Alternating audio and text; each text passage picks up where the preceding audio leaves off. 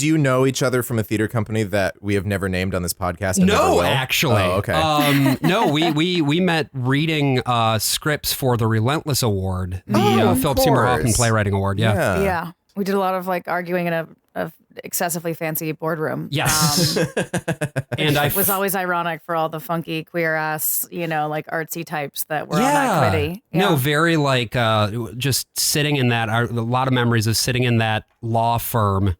Very fancy, like, fucking white shoe New York City law firm. Yeah, the kind of elevator where you can't touch the buttons. The security just like takes you where you're going. But just sitting there looking and talking about like this, it says come 5 times in a row. Is that a strong artistic choice or is... Yeah. I liked what they did with the font. The come, yes. Yes. Nobody talks about how typeface is a big part of playwriting these days. Oh, yeah. Well, that's why Dance Nation. We did genuinely talk about font sizing and letters down a page. A good deal. Not enough come, though. Not enough come. Probably more than other awards, but never enough for me. So many possible worlds, but we got this one. So many possible worlds, but we got this one. Welcome to the worst of all possible worlds, the first and only podcast with more cum than a lot of the awards, but not enough. I'm the worst of all possible Brians. I'm the worst of all possible Joshes. Sadly, AJ is not joining us today. Yeah, he is actually on one of his secret clandestine CIA missions to overthrow the government of Bolivia, and he's gonna fail. He will come back alive, but he probably won't have all of his fingers. So once he comes back, tail between his legs, we'll lecture him as is the usual. But yeah, he'll still have his tail. In his stead, you don't need fingers to podcast. Yeah, that's what I'm saying. You do need a tail, though. And let me see him. Joining us, my tail. Sorry, I'll let you introduce me. No, joining us today, we've got a fantastic guest, great friend of mine, director, producer, actor, co-host of the fantastic Girls on Porn podcast. That's right. Laura Ramadei. Hi, guys. Hi. Oh. Thanks for having me. Welcome to the show. Girls This is going to be... porn? Girls porn? Porn? Yeah. With girls? Porn? Yeah, we chose the name of the podcast to kind of subvert the like girl on girl action that like in porn women are always referred to as girls. Yeah. Unless, we're talking about MILF or GILF porn. But yeah, girls on porn. I thought GILF just meant girl I like to fuck. Uh-huh. It can mean that too. Grand girls. Why don't you tell us a little bit about your show, what it is, how you talk about porn, things of that nature. Well, thank you. A plug up top. Yes. Yeah. We make our guests plug at the end. Yeah, we like when to they've already do stopped both. listening. We like to plug at the beginning and the end. A Plug DP sandwich. situation. Yeah. Listen, we're Eiffel talking Tower. about porn, so we got to plug everywhere we can. Hey, all right, let's go. She's Let's coming in go. hot. So yeah, Girls on Porn. I started with my friend Rachel.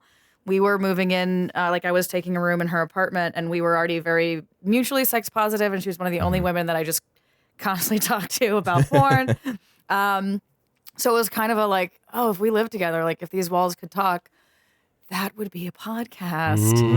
Had no real interest in podcasting before then, but realized it was kind of a perfect format to talk about porn because it's a little bit non-threatening that way. You can have your little secret on the subway or in your car. It's a comedy podcast, I should say. Basically what we're doing is reviewing porn. So obviously it's ripe for just a lot of good, clean fun. But we're also, approaching the porn space from an intersectionally feminist perspective. We're looking at problem areas. We're looking at the shit we hate because it's a big turnoff to worry about a performer's safety or their consent. Yep. And it's also a big turnoff to see problematic stereotypes, like that kind of thing. So we talk about that, but it's a very come for the dick jokes, stay for the destigmatization of sex work. There it is. It's coming. We did it. We got him. We got him. We got him. He's coming. Just took a couple minutes with me. And yeah, I would say, your show is a lot like ours in that it's not just stuff you love or stuff you hate. It's a nice mix. And as we've learned very recently, porn is a very big industry. Yeah. Like, Yeah. Americans spend almost $1 per person on it every year. Yeah.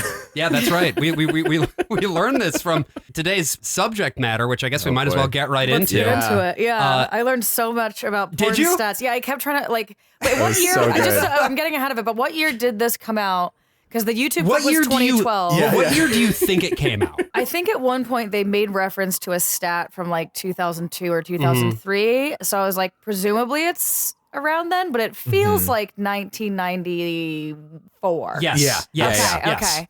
So maybe I invented this The stat book. that they mentioned. No, you didn't. You know, Oh, okay. you're pretty right on. It was like what 2004 I that the think. book and the movie that accompanies the book came out. So you nailed it. It's like Got it. 0304 in that it window. feels Okay. super old, aside from some Windows Movie Maker Right. effects that are like, oh, this Yeah. is from the 2000s. Everything Yeah. else is like, this is so old, it's creaking. Yes. Yeah. And this is a commonality across a lot of this like Christian alternative stuff, where you'll notice this, that there's like a 5 to 10 year lag where stuff that is released contemporarily will have the feel of something that is much older. Yeah. Because for whatever reason, stuff just doesn't get to this culture until later I mean, it's on. like literally the nature of the culture is Yeah. that it's not progressive. Right. So like we're living in New Yeah. York City, Yeah. Los Angeles, like we are at the cusp of all things like fashion, Right. political dialogue, like discourse in our culture, and Christians are behind. Yeah, I I mean, think it's, I'm allowed to say that. I think that's No, it's okay. You can glaringly say it. obvious to me. I mean, we also, because we have a lot of people who listen to our show who come from a Christian background, whether they're Yeah. still practicing or not, Yeah. Who And grew up listening to a radio drama yes, produced that is still produced in the 2020s. Like, yeah, it's a little behind sometimes. well, Yeah. it's so far behind that radio dramas have come back. Yes. yes. because I do produce scripted podcasts. And But let me tell you. I think the thing about that is, when I go back and when I talk to people who are sort of from that background, I'm always surprised where it's like, oh, these are new ideas and new concepts to you. And I don't mean that condescendingly. It's just that like the discourse is just behind. Yeah. And Yeah, I mean, when I was in youth group, we did like a True Love Waits, curriculum or whatever you call it. And Indoctrination is what I call Indoctrination it. But go ahead, session, yeah. the teacher, I mean, talks about like, yeah, you might find a magazine in the woods. And I was like, first of all, Who's magazine? keeping their magazines in the woods? Second of all, we live in Gallup, New Mexico. Where are the woods? Gallup. I know Gallup. Really? Do you? Yeah, I drive through it Of when I go course. from LA to Colorado, and Gallup is one of those like, what's here kind of Yeah, towns to sort of drive by. But going back to the thing about the magazines in the woods, that was one of the things that one of the great beats that struck me in the, I don't know if we're getting right into it. Yeah, but go right ahead. One Yeah. of the band members who is also oh my god, God. yeah. part of the website that I visited. Yes. I might need to. You did go to the website? Oh hell yeah! I was like, do they still have this? Yeah. What was it called, guys? Oh, The website that the band said, I don't remember. Of course, XXX shit, how do Church I- is still Triple around. X Church but- is That's still the one. around. Yeah, Oh, okay. Triple X Church Yeah. is the Yeah. one because I was like, did you know about Church those guys board? before? Triple X Triple X Church? Church was a new thing to you? It was. Cool. There's hell another yeah. group that's pretty aggressive. That's like it's a pretty violent, actually, like anti-sex work organization. Fight the New Drug. Fight the fucking new drug. Yeah, yeah. And then there's somebody. Yeah, And then that's there's what Exodus pops up. Cry as well. Exodus Cry is the other Yeah. one I was thinking of. Yeah, Yeah. Exodus Cool. Cry has been real noisy the past few years. But yes, that guy who's, what pops up when he comes on screen is Yes. xxxchurch.com. And I was Yeah. like, so we've got a Christian porn star? Yeah, Like, what's so- happening? so what happened But he was there- talking about hiding magazines in the garden. And I was like, what? The garden, yeah. I love my garden dirty out there. hustlers. Tend your yeah. garden. Brian, I know you when you love a good garden. I do love a good that where you garden. keep your pornos? Yeah, it's just tomatoes, buttercup squash, and pornos. And let me tell you, the pornos grow very well in New Mexico. They're seasonal, though. You got to know when to plant. And Triple X Church is like, it's still around, but the status that it had at this time was pretty edgy. Mm-hmm. They were famous because they did this stunt where they appeared at the AVN convention. I don't know about And they this. set up a booth that was like, Well, the domain name's a bait and switch. yes. Yeah. Yeah. So they did that in like 2000, but then they also would do like all sorts of different stunts around where they'd have they'd hire dwarfs to like carry banners saying, triple Why X. dwarves? Like, because they're regressive assholes. Yeah, I was like, what? Yeah. No, it's exactly the reasons you think. It's Wait, just, I don't even know the reasons it's I just think. for the Like novelty it's just value. for shock and novelty. Just to get attention. yeah. To be I mean, like- it's the same fucking reason that Wee Man and Jackass, like, Yeah, Yeah, okay. yeah. it's like it's that thing, right? They get compared to talking Jackass point. in some of Yeah. the early articles talking about them. Yeah. We'll get Wow. more into Triple X Church and some of these other anti-porn advocacy groups as we dig in. But I think the best way for us to start talking about every young man's battle is to actually get a little bit of background into the book itself, because this Okay. movie it cribs a lot of what it is from a book of the same title. Yeah. Every the young man's movie battle. feels like an ad for the book. It Like literally kind the of is. talking heads in the movie Yep. are like, I loved the book because insert answer here. Right. It's very Tim and Eric, and specifically like the Christmas special, where the whole yes. Christmas Yes. special is like, Crimbus! buy the DVD for the Crimbus special that you are currently watching right now. Yes, 100%. The franchising that's built in. Yeah. This video seems like it's designed for you to, like, when you're taking a class, they will show this video, which also like shows like an example of a class taught by a very homosexual man so who gay, is dude. also just me. He's me. Are we talking about the football coach? Or are we talking about No. Oh, okay, The we're guy not in that far the guy in the scripted scene who is a cross between Right. Brian Alford and Chris Gethard. but repressed, Yes. Yeah. which shows a quality you and Chris both don't have. So Yeah. Yeah. Right. And He's It's you, also but you would play him in the Yeah. fictionalized version. In Are the we going to porn- in the remake porn this parody. movie? Yeah, we're gonna reenact it. Great. It's Yeah. gonna be a porno, actually. Yeah, it's gonna be a porn parody. Call Wood Rocket. This ain't every young man's battle. Triple X. We got to figure out a way to get like a dick euphemism into the title, though. If it's gonna fly at Wood Rocket. Every young man's pecker. I don't know. Yeah. Yeah. Go ahead, Brian. I don't know. I haven't heard Pecker in a while. That's a good one. It wants to feel old timey, just like this movie. We start this fucking movie at the the battlefield of battlefield. Gettysburg. And they have like little clips of what you're about to see. So, and a lot of it is very easy to, that's what she said, that thing, which Of according course. to the book is one of the gravest sexual sins of Yeah. all, is to do your mom said that or whatever.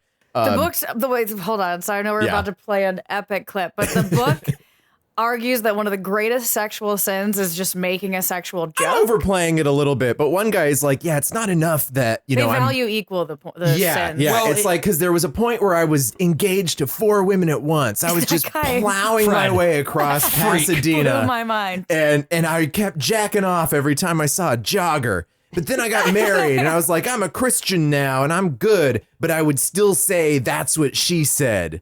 So I really wasn't pure. And also, I kept jacking off to joggers. But the guy who we see at the top of this movie is not Fred. We'll get to Fred Yeah. later. This starts with Steve Arterburn, who's the right? other author. Who writes Okay. under the pseudonym Arterburn Stephen. Wow, I didn't see that coming. Yeah. This is the Gettysburg battlefield, site of one of the most fierce battles of the Civil War. It was here that over 51,000 young men were either killed, wounded, or captured. Men who were filled with great potential and dreams for the future, yet never lived long enough to fulfill those dreams because they became a mortal casualty of the battle fought God here. damn it. Yeah. Today, young men are in the midst of a battle. Not one of cannons, guns, and quest for territory, Oh, but an okay. inward one of sexual integrity Oh. that involves a man's very soul. Oh, And his dick. fuck. And his Yeah. dick. That's So right. He's in So- a war with his dick is really, Not and that that's it- a hard battle to win. It Yeah, is. this is very To be like fair. this is for the troops, all the troops, both sides. Yeah, It's like yeah. these poor young men all died for no reason, much like all of your sperm is gonna die in a sock for no reason. Right. Yeah, like what is the angle aside from just being like, see what we did there with the battle metaphor? Like it's this battle, it's this battle. Are they trying to be like, young men used to die Yeah. and like you can keep your hand out of your pants? I think it is Is a that little part of the bit of angle? that. I think Yeah. it's Yeah. mostly just, like you yeah, said, yeah. finding a way to literally connect every young man's battle to the battles of war. And a sense of nobility and like rising above something. And yeah. But there's also definitely, I agree that like in reactionary culture in particular, there's always this like longing for the days when men were men and women were women. That's very built into to Christian culture, I would Right, say. yeah. Especially, and I'm just going to jump right in with this too. The only woman in this damn thing. Yes. The only woman in this thing is all of 19 years old, if I had to guess. Yeah. And she's one of the strongest talking heads who says, like, I liked the book because. Yeah, she's awesome, dude. And the only revelation she shares with us that carries any weight is that it's her fault that the men Yeah. around her stumble because she looked in her closet and realized that she was, asking for it. She was forcing them to sin. Is Yeah. the terminology she doesn't exactly say, but she does literally say, like, I've been dressing in a way of sexual sin. And that's you know? basically what every young woman's battle. It is. Which I'm sure It's is just what she's addressed talking about. conservatively Yeah. enough. Yeah, I mean, so every young man's battle and every man's battle were sort of the flagship titles of the every man's extended universe, right? Yes. So It all started with the medieval mystery play. Yeah, it was like every man, the morality play. that's right. But once those books and so forth started to take off, I think they kind of Yeah. realized how big of a cash cow they had here, and so they needed to verticalize it. And Yeah. so Yeah. they also consulted with, there was a woman who I don't remember exactly. Oh, she is so interesting. I believe I have seen her speak in person. Okay. She used to be a mortician, Whoa. or she was going to mortuary school before she went to Liberty University, and she had a number of people, or this is how she tells the story at least, is that, of course, a lot of the people who came into the mortuary, or a lot of the bodies that came in, were of people who had died from AIDS. And she thought, God. oh no, I'm living a promiscuous life. She saw people dying from AIDS and she was like, yeah, let's marginalize those people more. Well, you know what's really fucking nuts is that there is a video of her giving a talk. If you search for Every Young Woman's Battle. Yeah. Sadly, it's not a full documentary. It's just this lady giving a PowerPoint. Yeah. But there's one point where she goes, and the reason that I know so much about this is that I have AIDS. Visual AIDS, that is. Oh and my pulls up her PowerPoint. I fucking shit you God. not. I hate her. Her name is Shannon Etheridge, by the way, and her address is Yeah, I can't say that I'll necessarily be going to watch that TED Talk. But you're exactly right. Like, the project here is twofold. On the side of men, it is you need to remain pure for your wife, which Yeah. means basically just suppressing any sexual impulse you might ever have. While somehow still like embodying a masculine nobility of a very Yeah. specific convention. Yes, and having so much sex with your wife all the time, even though in Every Man's Battle it does go out of its way to be like, but you know what? Sometimes your sex life isn't going to be amazing all the time, and that's just how God wants it. Like, it's a fucked up, weird, like, double And think also, thing. you're not allowed to have kinks either. They bring Right. up like people having fetishes, and it's like, Yeah. that's just a thing that happens, man. I don't know what to tell you.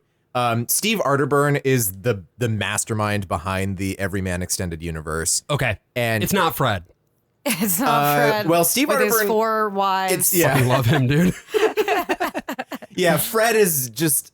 He's I just don't a even guy. know what he is. He's the Steve Arterburn is the founder of New Life Ministries, which Yeah. started as New Life like counseling in the 80s. Okay.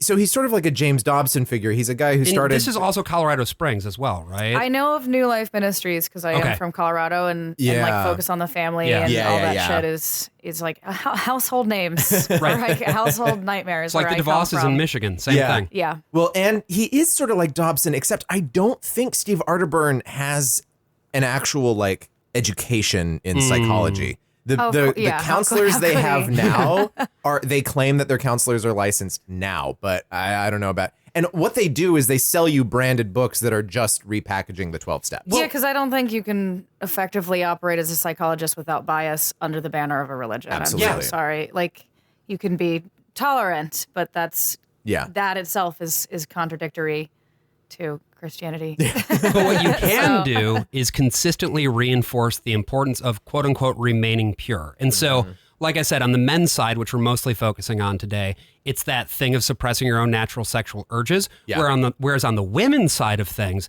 it's all to do with, I learned a couple things. Thing one, did you know that women don't get sexually stimulated or aroused by seeing things? As a porn professional, You're learning a lot wildly today. untrue. Yeah. You need to read every woman's battle I guess and, so. and learn this. Yeah. I need to look into my heart and find out what's been happening. Yeah. I've been so aroused by visual imagery. I also have to say there's an organization called Women of Faith, which is Okay. another one. It's sort of like Promise Keepers, but Right. for chicks. Yeah. This was founded by Steve Arterburn. Tight. Not- Sounds not- very The Vow. Not co-founded, not Steve Arterburn and a woman. Yeah, he Just was like, Steve. ladies, gather around. I've got a great idea. But doesn't And that it's me controlling your mind and your bodies. Doesn't that speak to such a weird, like, fundamental impulse here, Yeah, though? Like yes. the project of patriarchal control and how it's yeah. all these guys care about. Yeah. Yes, it's an incredibly concentrated effort and quite complex. Like 1 Million Moms was also founded by 2 dudes. Hell yeah, man. Of course it was. It's like the LGB Alliance. It's like So I guess we just need to get all of that out of the way first, just to frame up that these are bad people who are going to be saying bad things. So just like get ready for that. I'm so ready. All right, good. Porn is basically our new civil war. yes, yeah, because Heavy. some horrible people want you to free your sperm the way that they wanted you to free the slaves. Yeah, And we I have like to that fight against them. correlation. we have to fight our rebellion against them. The loss of life on this battlefield many years ago was tragic, but the number of young men who fall prey to sexual promiscuity, pornography, and even sexual addiction is much greater. As a young man, you face a battle, but it is a battle that you can win. Oh, fuck yeah. I had to keep some of this little sting. By the way, in the credits, there was a music by credit, and I was like, is this one band or 3 or 2? Music Yes. by Down Here, By the Tree, Wildest Dreams. Yeah, and we 3 groups. Those yeah. are 3 groups, Okay, and I we was meet like, is them. Down Here by the Tree one band? Right? Oh, go over here, Down Here by the Tree. These bands, I have to say, Josh and I grew up in this culture. We had never heard of any of those 3 Yeah, bands. these are no names. Right. No-name Christian rock bands. Yeah. Down Here, at Are there least, like, was is it a Canadian. notable hierarchy? Like, could Yes, you name yeah. Christian rock bands of the time that were especially Yes. popular? Yeah, 2000. What would we'd have Reliant K, Five Iron Frenzy. Which both of those you might have actually heard of. They Rich had some Mullins had crossover passed stuff. away. Of course, you know, the king himself, Michael W. Smith, is still going strong The goat. today. The goat. Rebecca St. Yep, James. Amy Grant, obviously. Amy Grant. Newsboys. Newsboys. We're just saying names of bands you've never heard of. I'm Pillar. like, did they just get together and be like, let's make up band names for Laura later? Yeah. So I'm like, wow, Amy Grant. Yeah. No, you know Oh, Amy boy, Grant, Baby Five Baby. Iron Frenzy. No, she hasn't Sounds heard. No one has real. actually heard of Baby Baby. That's the one that we're like, oh yeah, that's the Yeah. Christian artist everyone's heard of because of the song Baby Baby. No one actually knows that song. If you were into like soft rock for moms in 1992, you might know about Amy Grant. Yeah, it might have gotten a little bit of play on Delilah. Wow. Anyway, so yeah, porn and sex having is our new civil war, right? Yeah, Like we yeah. get blasted with some stats here then in this documentary about how big of a business porno is.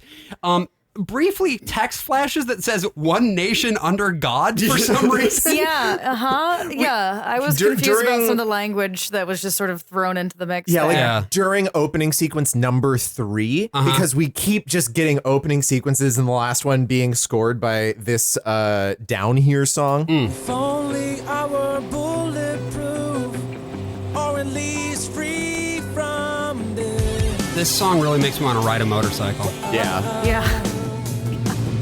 yeah, this I long yeah. sequence of motorcycle riding. So I realized stop that it. the whole theatrical plot of Yeah. this, Yeah. if I may, please, is like 2 shots. Like it's the scene Yes. in the library, and then it's just a lot of motorcycle footage. yes. And then just like out front of the bad guy's house, Oh, and they- motorcycle drives away. they Like I really- think they could have literally shot the entire like story portion of this movie in an hour. Oh, Like, and they probably did. Yeah. yeah. But this is Oh, that poor guy. They really tried to make him act so Oh, hard. they did. You know, this is this dramatic component. I think if you take anything away from this, if there's anything that's going to stick in your brain after actually watching it, it's this shit. Yeah. We have this guy is a chubby king. Like we Yeah. love him. We talking about the redhead or the Yeah. bad Yeah. influence? Oh, the bad influence is Both- even more both of a are king. chubby But they're both kings. chubby Yeah. kings. Yes. The fucking this redhead guy. His name is All I caught was Brad. Kevin. No, his Okay. name's Brad. Okay. And Brad is every young man. Yes. Yeah. Brad is every young man, and he is going through a battle. Yes. The nature of his battle at first just appears to be his battle with his motorcycle, but we soon learn that there are other aspects to this battle. Yeah. On his motorcycle, he's going over to the house of a middle-aged homosexual man. Who's basically just talking about how, hey boys, because he's got there's 5, 6 teenage boys that he's got in his house, and he's just telling them about, you're gonna feel some urges. Yeah, I've when got you some do, of I the. want you to call me. Yeah, this guy is the guy I said earlier is me. Except that I Repressed and problematic. These men are both college kids and high schoolers, Yes. and the movie doesn't really know. Even though there's 2 scenes, the movie already has too much lore It's in slippery place to keep track of. dramaturgy. Yeah. This would have been Some worked of out in you the may second be wondering edit. whether or not it's actually possible for a person to become addicted to pornography, since it doesn't seem to be drug-related. Pornography Truth is my favorite people thing. turn to pornography for the exact same Pornography. reasons they turn to drugs and alcohol, to find an escape from their problems. And once they discover that the pleasure that they receive from the pornography provides that escape, then it quickly becomes their drug of choice for coping with those problems. Professor Harper, does it have an escalating effect like the drug addictions? That's our hero, by the way. It really does, Brad. I've counseled with guys that have suffered some great personal losses due to the effects of pornography. They all started out as just casual users, but then they find they're spending more and more time with it and needing more, even active personal encounters with it to get the same amount of pleasure that they had received from the lesser exposure in the past. I mean, the thing about this guy being gay is not even just us making fun of it. It's really in the subtext here. It seems to because be. they're some of you are gonna get a little too gay. Yeah. What were you gonna say, Laura? Well, I mean, maybe I'm tackling a big overarching topic here, but We I'm don't wanna do that. fascinated by the approach to sexual shame. Because as someone whose whole life mission has become reducing and releasing sexual shame, I'm like, okay, but your strategy here is to be like, you feel sexually ashamed, come over here for more shame. Magnify it. Carry that shame in your heart every day. Tend to the shame, grow the shame, is how it feels. Yeah. Is it Fred who says, you don't have to be a slave, I think, to sexual shame. You can instead be a slave to righteousness. Right. And I was like, can I not be a slave? Can we just get rid of that part? No, you have to be a slave. That's the nature of the kink. You're a sub or you're nothing to me. That's what I'm saying. Everyone is a sub to the Lord. But I think you're exactly right that there's a certain one of the things that's most wild to me about this movie, and we'll get into some more specific examples of this later on, is how these are clearly guys who have very specific pathologies, and they are applying that to everyone. Yes. And so they're doing this thing of well, you're just like me. You're just like me, right? You're always thinking about these things all the time. Yeah. If you He's see just like me for real. you also cannot help but have your eyes pop out of your skull like in a fucking cartoon when a woman is jogging down the street and her boobies are bouncing up and down. It's no, man, that's just kind of you. problem. That's your specific deal, and that's because fine. you're repressed, dude. Yeah. Most people don't come when they see a jogger. I can attest. I got the numbers. Yeah, it's this guy he then just becomes so neurotic about every time he sees cleavage on a billboard. Right. Yes. And it's dude, you don't have to live like this. Also, just to be very clear, when we say this guy, we are talking about Fred, who we're really going to get to meet in a little bit. Yeah. We're not talking about our large lad, Brad, the protagonist Right. of the dramatic film, because in our next Brad scene... sees no billboards because he's driving around rural back roads. Right, Yes. right. Yeah, it gets sort of suburban when he gets to his friend's house that he doesn't go into. In the Pacific Northwest? Question mark? Where is this? I was assuming that maybe, they traveled out to Gettysburg and then they just shot everything out there. Because I'm pretty sure, because we see one of the bands too, when they're doing the little, this movie gets interrupted by bands. They just cut in It's just like, hey. who are like treated as like local expert. Like every time a band is like talking or we're like watching, oh my God, the band music video. Yes. So good. When they went to the amusement park, like we're for some reason we're at an amusement park with a band and they're getting old timey photos. So good. It's like nothing screams Christianity like grown ass men doing an activity that I thought was exciting in third grade. Don't get me wrong, I still fuck with old timey photos. I still fuck with amusement parks. Oh, totally. Give me a roller coaster anytime. I'm gonna tuck away all of my old film cameras. And Yeah, but the difference, literally staring at them on the the wall. difference, Josh, is you or I would never make a music video about the amusement park. We Wouldn't would I, just though? go and put it on Instagram and mind our damn business. But I was saying this is probably Gettysburg because there is one clip where they're walking through a graveyard and there's a bunch of Confederate flags on the graves. Oh, how did I miss that? Jesus Confederate Christ. battle flag and like a flag for the Confederate States of America, like Absolutely the national awesome. flag. Just unbelievably And good. also a current American flag, or are they not even I progressive did enough not to accept that? see any of those in that particular graveyard. No. That's wild. But I do love these intercuts with the band stuff, right? Because it really is. This is only an hour-long movie that contains like 5 different movies within it. Yeah. And they just keep throwing the Defies genre. It's bizarre. And it's almost like the people who created it were like, hey, I saw this thing that we did. What if we put that in there? Like, this is the, hey, I'm Justin Timberlake and you're watching TRL on MTV, Yeah. right? It's that. But they decided Yeah. to take it and put it into this movie instead because that's what the kids are doing, I guess. Yeah. Yeah. Yeah. And they do the old timey film filter that's really flickering and they keep jump scaring you throughout this whole fucking thing. It's a good thing AJ didn't have to watch this, actually. Oh no, I'm so mad. I love subjecting him to this shit. But yeah, then we're in the library. Yes. And we meet Kevin. And Yes. Kevin fucks. Kevin fucks. Kevin is so fucks. good. Yeah, Laura, can you describe Kevin for us? Okay. Kevin is a friendly fatty who like just wants to share his porn resources with his friends. Right. That is his crime. He's like, hey man, we got some fresh magazines because we're in the era and we're gonna Again, it's so fucking anachronistic. we're It's gonna like, get together and look at magazines. God bless. just have a little JO sesh with the bros. And this is also, and to be fair, I mean, this is harkening back to like the era that I came up where like we didn't have the internet. Like the internet was not a place where you watched videos yet. If anything, we just went to AIM chat rooms and like learned about sex that way. By saying all the wrong things like boobies is bags of sand. Like, I mean, I knew that boobies weren't bags of sand, but it was that kind of thing. But it's probably just 2 12-year-olds talking to each other. One of them's pretending to be a 45-year-old French artist, and one of them's pretending to be a 15-year-old hot blonde. You wouldn't have subjected yourself to that kind of temptation if you had merely read Every Young Woman's Battle, which has multiple chapters about the dangers of internet chat rooms. Yeah. Really? See, there you go. Because it was the first. God. It was one of the first ways that we just got the sweet taste of sex before we could get anywhere else. But yeah, so our friend, what's his name? Kevin. Kevin.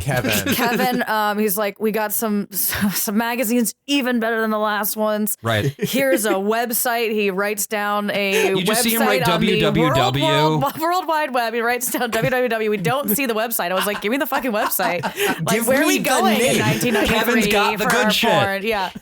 And then he's like, one of the magazines even has that platinum you like. He's very much objectifying women. That's the only thing I don't love about Kevin is he's like, I gotta pay my respects to the front desk. Pay respects. At one point, which Press is F to pay He goes respects. to the library to pick up chicks. Yeah. He's like, I don't come here for because there's what the line like, is like. Kevin, what are you doing in the library? I thought you were allergic to books. I don't come here for the books, man. I come here for the chick. See that blonde working the front desk?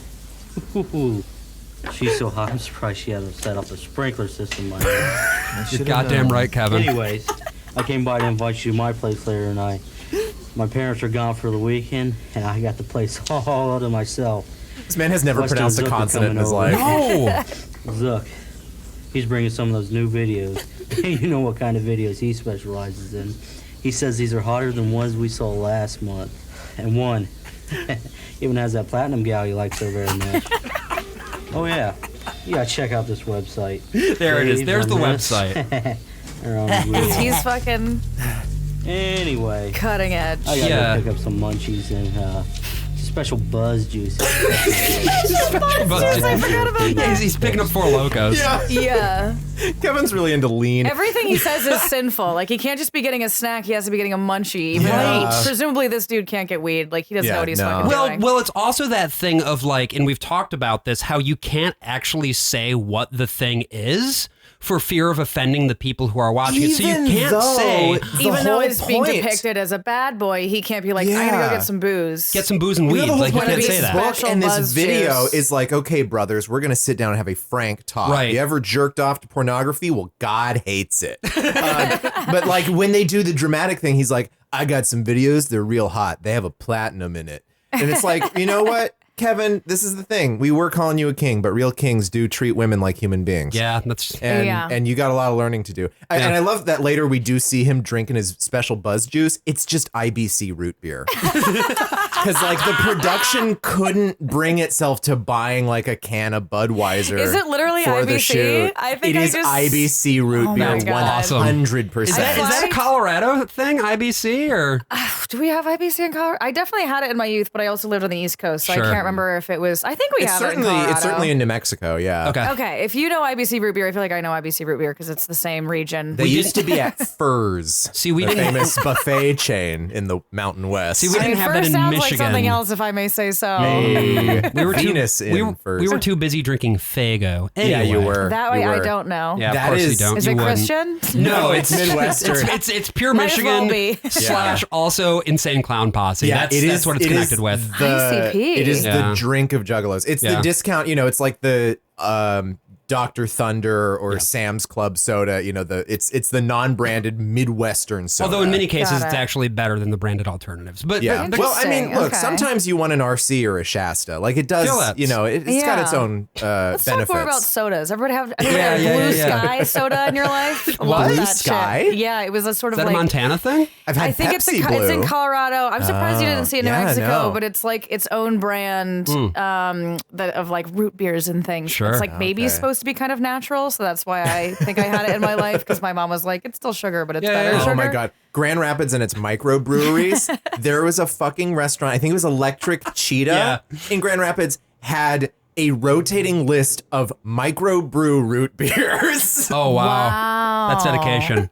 That's the most sweet. fucking hipster town in all of creation. It used to be so uncool, and now it's also uncool, but in the opposite direction. just It's trying think they're so cool. hard. Yeah. I want to pull it back to Every Young Man's Battle here, specifically the piece about like whether or not you are allowed to talk about things explicitly. Yeah. To your point about like candor and ebb. And yep, there we go. It's like, you just beat me. Guys, I gotta go. We gotta keep this porny. We can't have a musical theater joke snuck into the mix. You're an ebb or porny. Yeah, you've seen Chicago. Yeah. Fair. That tempted my constitution. Did you stumble? I stumbled. Josh? Great. Yeah. Now I know that some of you boys, you're going out there, you're watching Bob Fosse musicals. You're getting real excited. You're saying, looking "Oh, at the that ladies that in the Gwen Verdon, pantyhose." that Gwen Verdon, that Sally Fields." We'll get to that. Gwen Verdon is trying to, bring the devil into your life. Super duper. Yeah. But what's so interesting about the book, and this is a difference between the book and the movie stays very deliberately non-specific. Yeah. Whereas the book, again, I think it's just because Fred is a real fucking freak. Yeah. It just gets very specific every once in a while. There's Fred's whole life story about like how many pornos he bought and like. Oh There's my this one thing God. in here that is literally just straight erotica, and I want to read it because of how fucking weird it was. So it says, this is talking about men, visual sexual gratification is a form of sex for men, as males, blah, blah, blah. Alex remembers the time he was watching TV with his sister-in-law. Oh, boy. The rest of the family was at the mall. Yeah. She was lying flat on her stomach on the floor in front of me, wearing tight shorts, and she'd fallen asleep watching TV. I was on the chair, and I happened to look down and see her upper thigh and a trace of her underwear. I tried to ignore it, but my heart started racing a little, and my eyes kept looking at the back of her upper thigh. It got so exciting that I began to stare and get really excited. I had to release it somehow. I masturbated while she slept right out in the open. Fucking God. Yeah, I know. I know. I mean, that's definitely the beginning of a lot of porn I've watched. What happens next is she wakes up. She and wakes she's up, like, right. Yeah. What the are you fuck? doing, step bro? Yeah, and then no, she's exactly. like, oh, but maybe. And then, Right. they fuck. Not stepbro in this case, brother-in-law, Brother-in-law, sister-in-law, but that's close enough. The taboo is there. It's what Wait, that was. I forgot it is this that really passage. weird game that it plays. Yeah. Where it's like, sometimes you can be explicit, sometimes you can't. Yeah. And it's like, where am I supposed to be here? How honest can I be about my feelings and what I'm thinking? And it just never comes down any particular way on this, I feel like. Yeah, it kind of does the work for you of being like, have you ever sinned in any sexual way?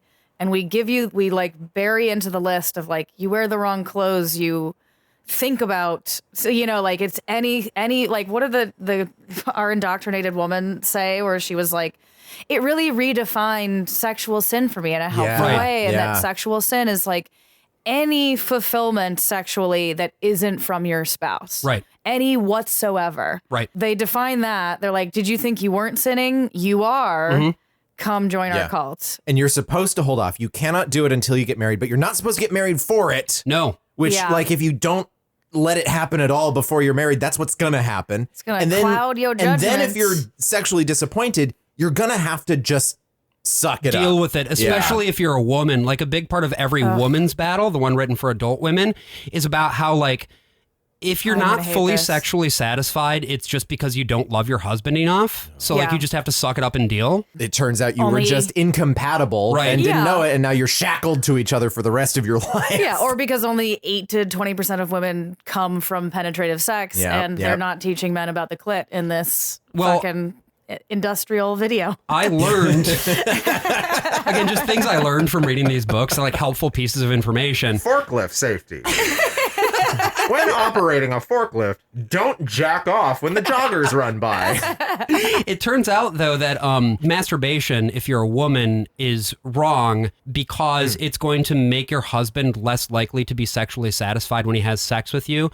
Because if he can't make you come and you're making yourself come, that's going to make him feel bad. Inferior, he should feel inferior. He Yeah, needs to figure my fucking clit out. That sounds like a man having to figure out his own problems. Which would be every man's battle, perhaps. Yeah, I mean, I'm happy to show him. I'll give him the tutorial. But he can take his fucking feelings of inferiority and check him at the door. One of the most insane things in this book is actually towards the beginning when they're describing why does your sexual desire not line up with how you're supposed to live? Well, it's because you were supposed to get married when you were 15, like all old societies did, which is not actually all that accurate, and B, terrifying. Insane. It's like, so there, not too many decades ago, guys were married off about the same age you were when you took your driver's test. Taking a wife at age 16 had to help the old hormones. What? But that was a different time and a different era. That's just saying the same thing twice. And getting married at 16 today is no more realistic than beating Shaquille O'Neal in a game of one-on-one. It's just not gonna happen. Well, obviously they never talked to Aaron Carter about that. A couple of hundred years ago. How I beat Shaq. Yeah. Teenagers who married continued to work on the family farms or in the family trade. People in those days saw no distinction between the teen years and the adult years. Young people grew up quickly in those days because they had to. You weren't given a year to go backpacking through Europe. And you knew that the decisions you made today would affect your tomorrows. Back then, men were men and women were women. You're supposed to be on the farm. Likewise, the Bible doesn't refer to the teen or adolescent years as we think of them. Once you've reached 13 years or so, God considered you a man. We need to bring back bar mitzvahs for Christian boys. You were treated in that manner by your parents and by your elders. We've lost this mindset, and it's killing our purity. So are we supposed to bring back the mindset? You're supposed to bring back the child brides. This gets dicey immediately. I get very concerned for like the consent of like child brides feels like just a stone's throw away. Mm-hmm. Yeah. And I also think what's interesting, too, is that you don't get any of this in the documentary. No. All of this is stuff that is in the book specifically. And I know, Laura, you didn't read the book as part of the prep for this, and now you're probably glad that you didn't. But I'd be curious to hear... Didn't want to resort to violence. Exactly. But I'd be curious to hear, like, based on this and the stuff that you're hearing, does this add additional context to the stuff that you saw in the movie, or is this just all one big inchoate mess? I mean, it all tracks as just like going deeper down the rabbit hole. Like, I think the movie makes sense in the way that it stands alone. Cause like I said, it's clearly just an ad for the book. Like they're cross-franchising here. Yeah. And it's trying so hard to just be cool and be like, come be cool like this guy with his motorcycle who declines porn, you know, like it's the commercial for the indoctrination, right? So like it's not going to go as deep because they want to grab your interest rather than you clicking over to watch your porn instead, which is literally what I did after I watched it. Oh, nice. Because I was Just like, so didn't mad. work. You're like, I gotta jack off. Like, I gotta subscribe to a new porn producer just to stick it to you. Just to show him who's boss. That's funny. Once we get past the drama, sadly, we're not going to see our friends Brad and Kevin for a while. Yeah, they kind of go away, and then you're like, oh yeah, there's a story. Which is sort of a bummer. Like, I don't know thought it was about gonna you, have but more twists and turns, but it's Yeah. really just 2 beats. You know? it is. Like, It's temptation hey, and we then want to look at turning some down the pornos, temptation. and then he's like, I'm not gonna look at pornos. He briefly does. We see a picture of a red high heel and a calf, Yeah, that's cool. and then he And goes, that's already too much. and he hits escape. Like, But at this point in the documentary, we finally meet the guy who we've already been talking about quite a bit, Yeah. Fred Stoker. He's the other host of this documentary. He is the other author of the book. And he is a certified fucking freak. yeah, 8 days a week. Yeah. Fred comes in and tells us about how the secular culture is something that we're fighting here. Like, the secular culture is what makes girls jog by in bikinis, I guess. Bikinis? Who's jogging in a bikini? I think he just doesn't know what a What is- bikini is. But when you go down to the beach to buy the joggers, like you might get lucky and see one jogging. It might sound like we're exaggerating this fucking jogger shit.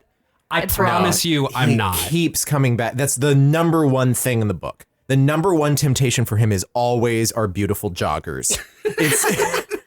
Which is haunting. Something about that, I'm like, is he a fucking serial It's killer? extremely Ted Bundy. Yes. Which we'll get to that later. Oh, God. Yeah, this whole thing, this whole book series, this whole movie to a lesser degree, but like this is just a window into the searing, horrible psyche of like 3 dudes. Yes. Yes, exactly. And just their own relationships, like with what they consider their addictions. Yeah. You know? And the way that this like flattens out women completely as like people with agency or Yeah. like 'Cause personalities I'm like, or dude, souls. your crime isn't knowing what time the new porno mag drops Right. and wanting to show up to buy it, because that's a detail he gives. Like, I knew when the new ones were coming in, and I was like any comic book fan, like Right. anyone Yeah. waiting for Anyone a who movie gets to a come out. magazine, Like, yeah. that just sounds like human behavior. Yeah. He's a Marvel guy, but for But Penthouse. he's marrying 3 different women, Right.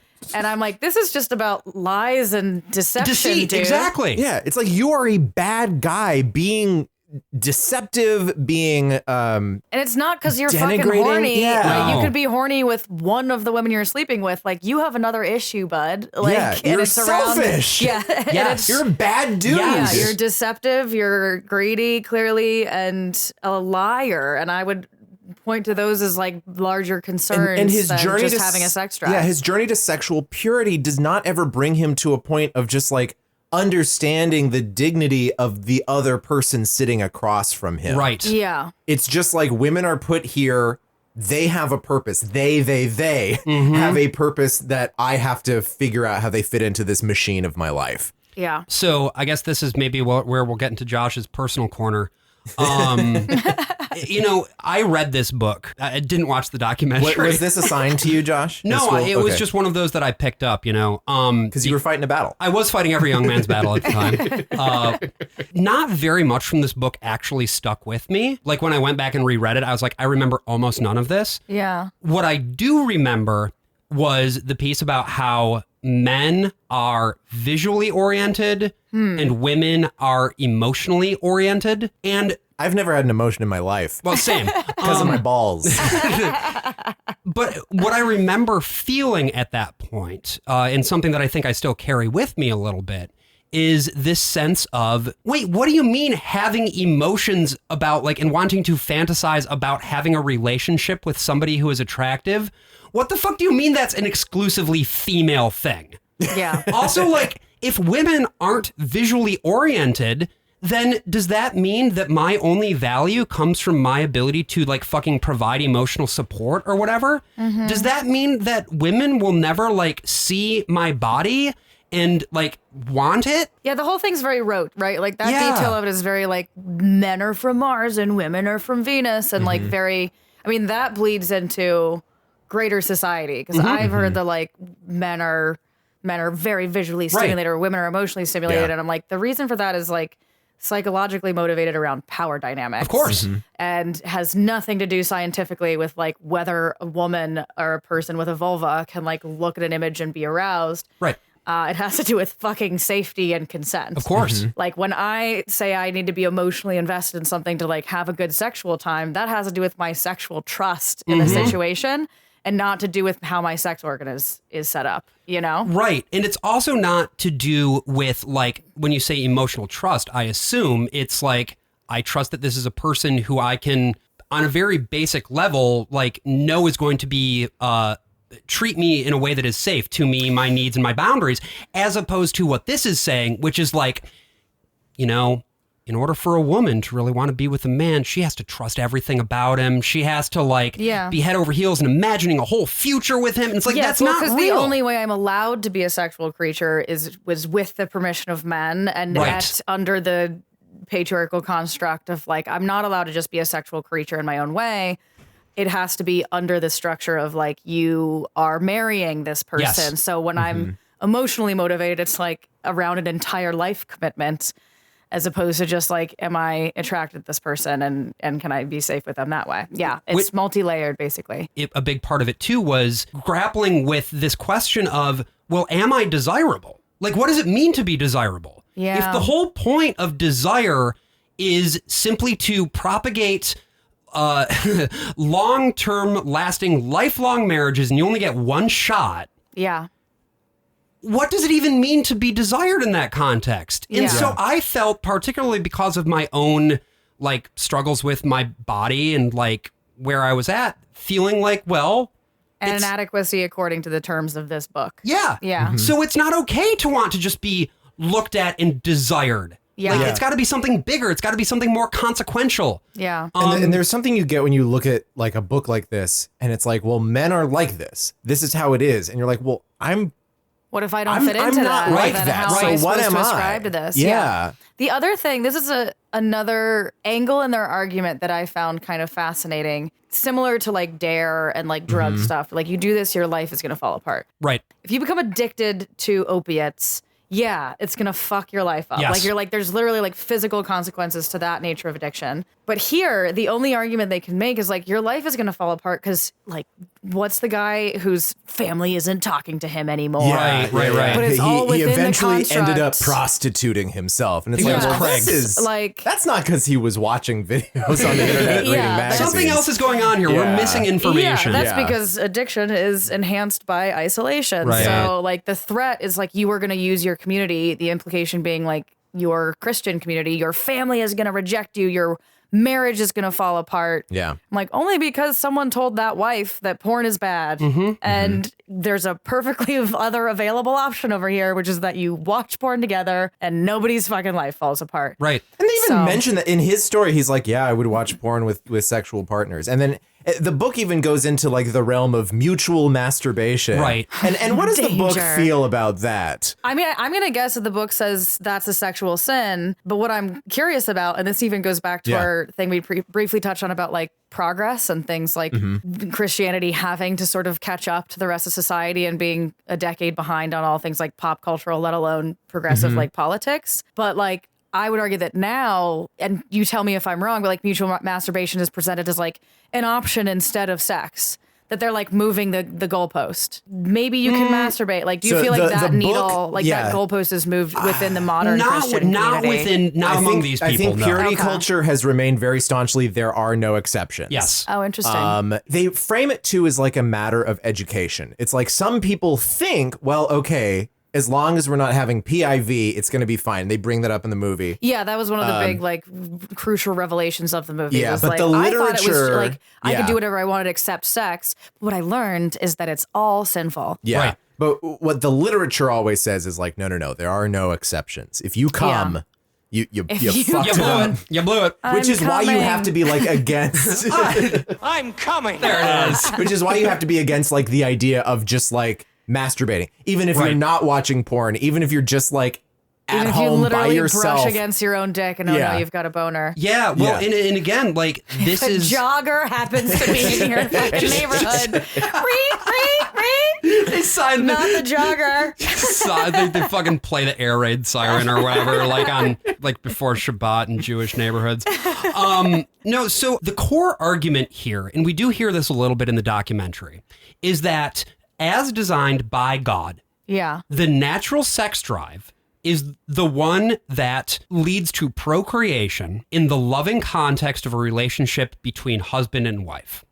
And once husband and wife are joined in one flesh, first of all of the stigma that you may have about sex is going to immediately disappear. It's going to be great. Yeah. Yep. No way are you going to have issues there. It's going No. to be a holy experience. It's going to be perfect. And two, if you basically fan the flames of lust outside of that context, your sex drive is going to become larger than it otherwise would be. And that's what causes Yeah. it to sort of take over your otherwise rational mind. We hear in the movie at one point an analogy. And the analogy that is given is about a sumo. The sumo chapter is the thing I remember most distinctly. You read this growing up too? I did not read the whole book. Okay. I read pieces of it because it was in the school library and other students were assigned it. There was this worldviews class. No, it was a doctrine class. Worldviews is one that I took. And doctrine class, my school was started by, Calvinists, and it was sort of reformed in that it was associated with the Christian Reformed Church and stuff like that. But it was largely kind of not within a denomination. Yeah. And so they hired teachers who were part of other denominations, including this one really fucking wild dude Hell yeah. who believed that like all mental illnesses were demons. I won't say his real name. We called him Waldo because he looked like Where's Waldo. And he made people read this book. And he also made them watch the documentary series, They Sold Their Souls for Rock and Roll. Real cool guy. So I knew a lot of people who were reading it at the time. And I thought, well, I should read some of this. And I thought it was the funniest shit in the world, even though I don't think I really had a good picture on the fact that I was bisexual at that point in time. Sure. I still understood that I was not fitting into the categories as they were being assigned Right. in this kind of stuff, which for me wasn't all that directly harmful, at least at the point that I started reading this book. It was just very, very funny. Sure. And the chapter that I think is the funniest one is this sumo chapter. Yeah. So I've got the excerpt up now, and I'm just going to read a little bit. Yeah. Okay. Warning: this is problematic. I'm just going to say it. This is not great. Yes. From a bodies perspective. From a racist perspective. Oh, Well, right. not racist. From a xenophobic racist. perspective. Type of There's some racism. appropriation happening. This is here cultural for sure. insensitivity. But it Yeah. also, Yeah. I don't think has a accurate depiction of how obesity works. No. Correct. It's problematic on a number of levels. Yeah. And I'm pretty sure this is Fred because, again, he just has a way of writing that's just so fucking weird. Yeah. Whereas Yeah. Steve is a bit more detached and clinical. Fred clearly has a vibrant imagination, hence the, jogging women and things of that nature. Yeah. Have you ever been channel surfing and seen two Japanese sumo wrestlers going at it inside a small ring? In a sumo wrestling match, two bloated behemoths. First of all, they're not bloated. Have you ever seen a sumo wrestler? This- Those dudes are jacked. This Yeah. also reads like erotica. It does. It definitely does. It's What's going to happen with these two dudes in the ring here? just you wait, Laura. Feels like kink.com. But yes, two bloated behemoths dressed in loincloth diapers, gross, grab each other's arms and ram shoulders until one gets knocked out of the ring. Well, picture your battle with masturbation as being like a sumo match. You're on one side of the ring and your overgrown, bloated opponent, known as Mr. Sex Drive, is on the other. If you knock Mr. Sex Drive out of the ring, you don't have to masturbate. If Mr. Sex Drive knocks you out of the ring, you do have to masturbate. You're standing just inside the ring, wearing that silly white thong with your arms crossed and your gritted teeth bared. So detailed. With piercing eyes, you snarl at Mr. Sex Drive to leave you alone. Oh my God, when are they going to fuck? Mr. Sex Drive, bloated by a million meals of lust and fantasy, yawns and looks at his watch. Then, appearing quite bored, Wouldn't wear a watch in the ring. he waddles over your safe. way. Without bothering to lock arms with you in battle, he merely swings his huge thonged rear and sends you flying against the wall, where you dutifully sit down and masturbate on the spot. Maybe you This do. is so convoluted, it actually misses the point, because in the movie, it's better summarized. which is basically that like the more you look at porn, the more you feed. Yes, the it gets sumo bigger and wrestler. bigger. We get there And here the too. more, It just like, takes a lot power- longer. Yeah, just say the more like we gain that sumo wrestler gains power, and that sumo wrestler And the tells thing you is, to the masturbate. sumo wrestler is really powerful in the first place. So like you can feed him a lot and he'll just keep getting bigger. Yeah. And it doesn't like, he'll say like, oh, I'm so full. Yeah. I couldn't possibly eat any more. And then you'd be like, no, Goku, you can absolutely eat more food right now because you're a Saiyan. Right. And you're just going to keep getting even larger because of how powerful you are. Right. And he's going to be like, oh, I couldn't eat another bite. And you say, oh no. And then you feed him even more. And he's like, oh boy, I couldn't possibly get any more big and perfectly round. But he can. He can. He always can. Because he's Goku, yeah. Anyway, Brian, that's Brian's Goku inflation corner. Thank you for teeing me up on that, Josh. This is a recurring bit, Laura. okay, That's great. Goku Started in our inflation. episode about the musical 1776. A lot of musical references today. I love it. Brian, when I read this bit, and it was like, it's a Japanese man who keeps getting bigger and bigger and bigger and keeps getting fed, I was like, did they write this for us? All it needs is like a chapter about horses. It's so bizarre.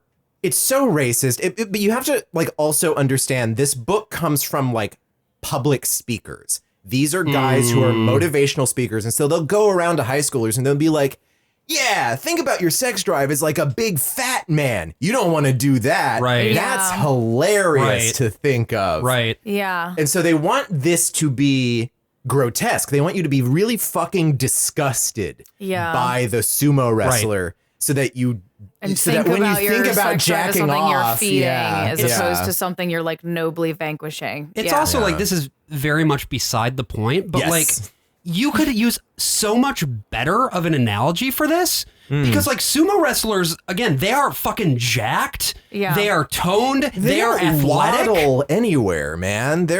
They have a very even stance.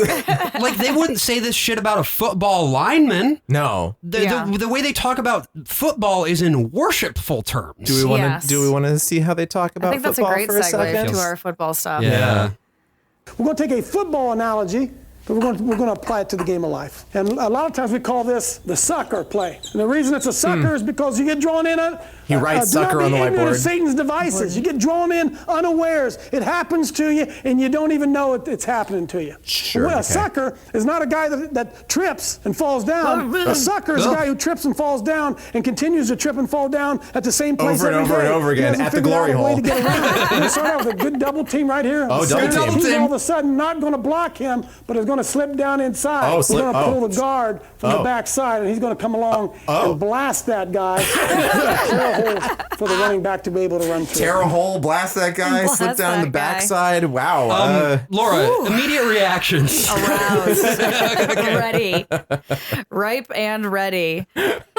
Boy, oh, I also like when we found our way into this scene, I must have like looked away from my laptop for 30 seconds and then just came back and be like, who are these boys? Like, how did we get There's to this a lot school? of Like, where are reactions we? shots of very Yes. hard-faced young men Yeah. who probably already have gotten like 2 concussions Yeah. learning about how jacking off is just like the play they just did. Yeah. It was pretty wild. It's hard to wrap my head around, but a great use of metaphor, to be fair. Yeah, for sure.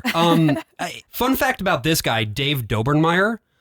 He's still like Still at it. He's still. Yeah. This is still his job. This is still who he is to the world. And really, his thing, I don't think, is so Does much. he coach football? No, he's a former football coach. That's his whole deal. Yeah. He's kind of like that one freak who, in the Supreme Court case, The guy in Bremerton. in Bremerton, Yeah. like conservative Christians love a former high school football coach. This was a Supreme Court case where basically the guy would go to the 50-yard line and do a solo, single, solitary prayer or whatever. Yeah. That basically ended with up the whole team publicly. Sure, yeah, I guess you could have said, no, I'm going to sit on the bench. That's not going to go well for you. Like, this Yeah, is it's not gonna play absolutely you. There's- infringing yeah. on your rights. And the school was like, this needs to stop. This went all the way to Supreme Court. And because our Supreme Court is super legitimate and they're just calling balls and strikes, you know, they ruled in favor of this fucking coach. And what's really funny too is that he still hasn't gone back to his job. He doesn't want it back. Yeah, he gets to have his job back, but now he can do the He grid circuit. does talk tours. Yeah, Got and it's the same thing as this. I do have to say one more thing about Bremerton, Washington. Yes, please. I went on a mission trip there. So, wow. Mission accomplished. Great job. Yeah, thanks for that, buddy. But we brought prayer Jesus to in Bremerton. You are directly responsible for that Supreme Court case. Yeah. None of those people had heard of Christ before First Baptist Church Gallup, New Mexico got up there.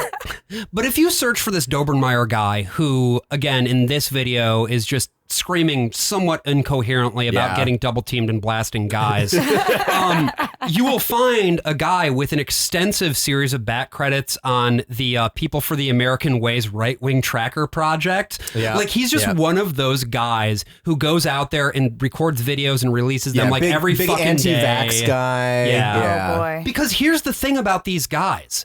They just stay doing the same thing forever. Yeah. The culture that surrounds them has stayed the same forever. Yeah. And none of this is any different than it was 20 years ago. The only difference is the amount of purchase that they now have in the broader culture due to things like that reactionary Supreme Court decision. Penguin Random House publishes the Every Young Man's Battle, the extended universe. Oh, hell yeah. And they just republish it every few years. They update it. Wow. So that, I don't know, they talk about magazines less or something. They probably talk about joggers the exact same amount. Maybe they change the Forrest Gump Joggers reference ain't going to nowhere, baby. Joggers never change. The internet isn't going to do anything to joggers. We're always going to have joggers, okay? It's not a business you can drive out. Maybe you're looking at these girls on their Pelotons in bikinis. I'm just imagining now a guy who makes it his entire life's work to like ban sports bras. Like, he even gets more specific, where it's like, you can jog, but I don't want to have to look at those boobies. Like, sports bras not okay. But bikinis are chill. Oh, bikinis are definitely chill. And we love running around in a bikini, don't we, folks? Yeah. We all do. I do. So whether we're talking bikinis, sports bras, or really anything else, I'm sure that by now, dear listener, you have felt this steadfast desire to sort of gird your loins in this battle. You too are looking to fight every young man's battle. So when we get back together, we're going to learn some tips, some tricks, and ways that you yourself can guard your heart. So stay tuned for that. Thursday, May 6, 2004. Dear Diary, weird day. I was sitting in the library reading Animorphs and got interrupted by a roaring engine. I look out the window and this guy rolls up on a Yamaha motorcycle. He takes his helmet off and he has the most adorable shock of red hair, the kind of hair I could just run my fingers through all day. And then he came through the door and I just couldn't stop staring. Suddenly, he looked my way, we locked eyes, and I felt myself just dart out of my seat straight out the door and right past him. Why do I always do this? Anyway, I left my book behind, so I'm going to go back to the library again tomorrow to pick it up. Monday, May 10, 2004.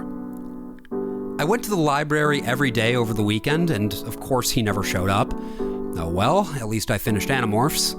I also asked Christine if she'd ever seen that guy before. She hadn't, but she promised to keep an eye out for him. Oh, she's so great. Not a lot of people know about me, but I knew I could tell her right away when I first met her back during freshman year. Something about librarians, I guess. I just respect them. Wednesday, May 12, 2004. We made contact. Christine texted me yesterday to let me know that the motorcycle guy had come back right after I left. His name's Brad, she said, and he came back again at the same time on Tuesday. So I showed up today. Casually. Brad was over at a table, taking notes about World War II. I just walked up, like an idiot, and said, "Hey." He looked at me and smiled right away. I melted. And then I got scared. I have some resources, I said. What are you talking about? He asked. Like, you know, and here I panicked. Girls? He looked me up and down. Uh-huh. Girls. No, I'm sorry. I mean, like, videos? I like, you know, the boys and I. We like to hang out. We have some cool stuff going on. I'm actually having a party on Friday. You could probably come. I'm Kevin, by the way. A party? The boys? Could this be any less plausible? But then he looked into my eyes, and I knew that he knew. I might be interested in that, Kevin, he said. Friday, May 21, 2004. Bundle of nerves. I went back to the library today, did a little moonwalk type move over to Brad's table just to remind him of the party, and then fuck, I hate when I do this. I got scared again. I just started mumbling some bullshit about platinum blondes and buzz juice. Even told him I had to go hit on Christine on my way out. At least she played along. Now I'm just sitting here, staring out the window. I don't know if he's going to show up or not. I don't know why I can't just put myself out there. I wish I could be more strong, more self-assured, more what a guy like Brad might want. I think I see headlights. I'll write more later. So I wanted to go back to a curiosity that we sort of touched on that has to do with like the progress of Christian culture and the way it lags, and how does that look in the sexual space? And I have a personal story to share on this because so my dad went born again. I don't remember the anniversary on purpose, but maybe a decade or 15 years ago. And we got into a fight recently, basically because I came out to him and he found out about my podcast subsequently soon after. It was really dicey. Like somehow, like we got into these horrible back and forth emails. Don't worry, I'm okay. I'm not traumatized as much as not it is. Emails. We do love a 1,500 word email, don't we, folks? Like we love to, like, it's me quoting the Bible to my father. Just like, how did we get here? I can quote some problematic sections of the Bible, like if you don't have testicles, you can't go to church. Like that kind of like hilarity in the Old Testament King James stuff. But somehow we got into a conversation. Like, he was disgusted by analingus. Because he heard about my podcast, Googles it, and then one of the first things that comes up, because he doesn't understand how podcasts work, is an interview that we did with a punk band whose YouTube handle is CumGirl8. Okay.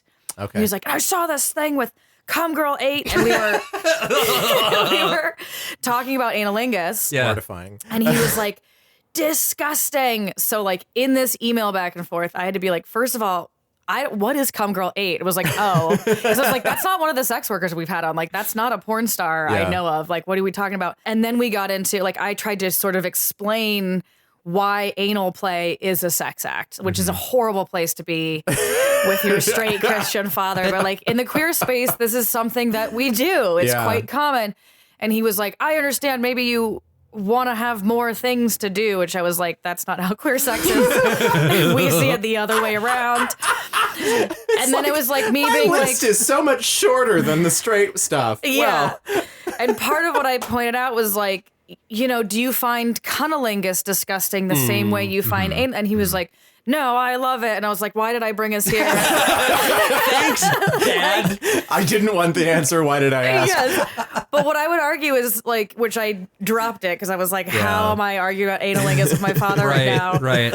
Arguing analingus with my father sounds like the title of an off-Broadway play, doesn't it? Oh, yeah. And I'm working on writing it. I can't wait to invite you to my 50-seat theater one-woman show.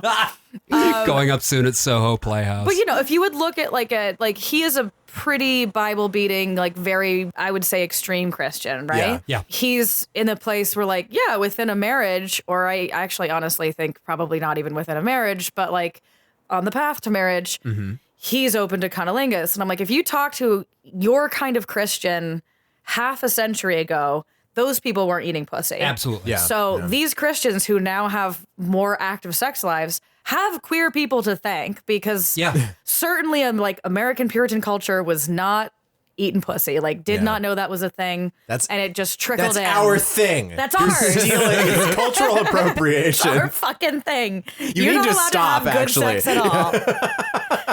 Frankly, we're succeeding on that front, I think. I'm pretty sure with our forces combined with shit like every young man's journey. Battle. There's a lot of bad sex inside of Christian marriages. There's a Captain Planet of tongue stuff. And well, and I feel like the fact that like the authors of Every Young Etc's battle, at some point they're going to have to adapt and do like Every Young They Them's battle. And I can't wait for that one. Like, because they are against like you and your partner sitting next to each other and pleasuring yourselves, their position on oral sex is probably, I mean, it's largely unexplored. So Did they talk about that within in the the book? confines of marriage. So this is what's interesting, right?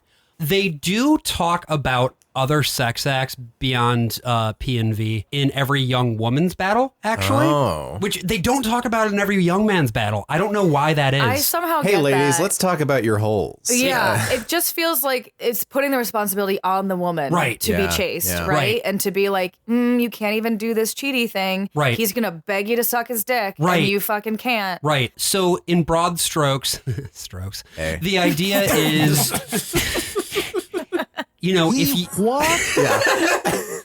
if you are a good, godly woman, young woman fighting every young woman's battle, there will be, because of the fact that men are, as we know, visually driven, visually oriented, and cannot control their primal lusts, they're always going to be pushing your boundaries. Yeah. Now, the reason that you want to have and enforce boundaries is not that it's what you want, of course. Yeah, it's not about your autonomy. No.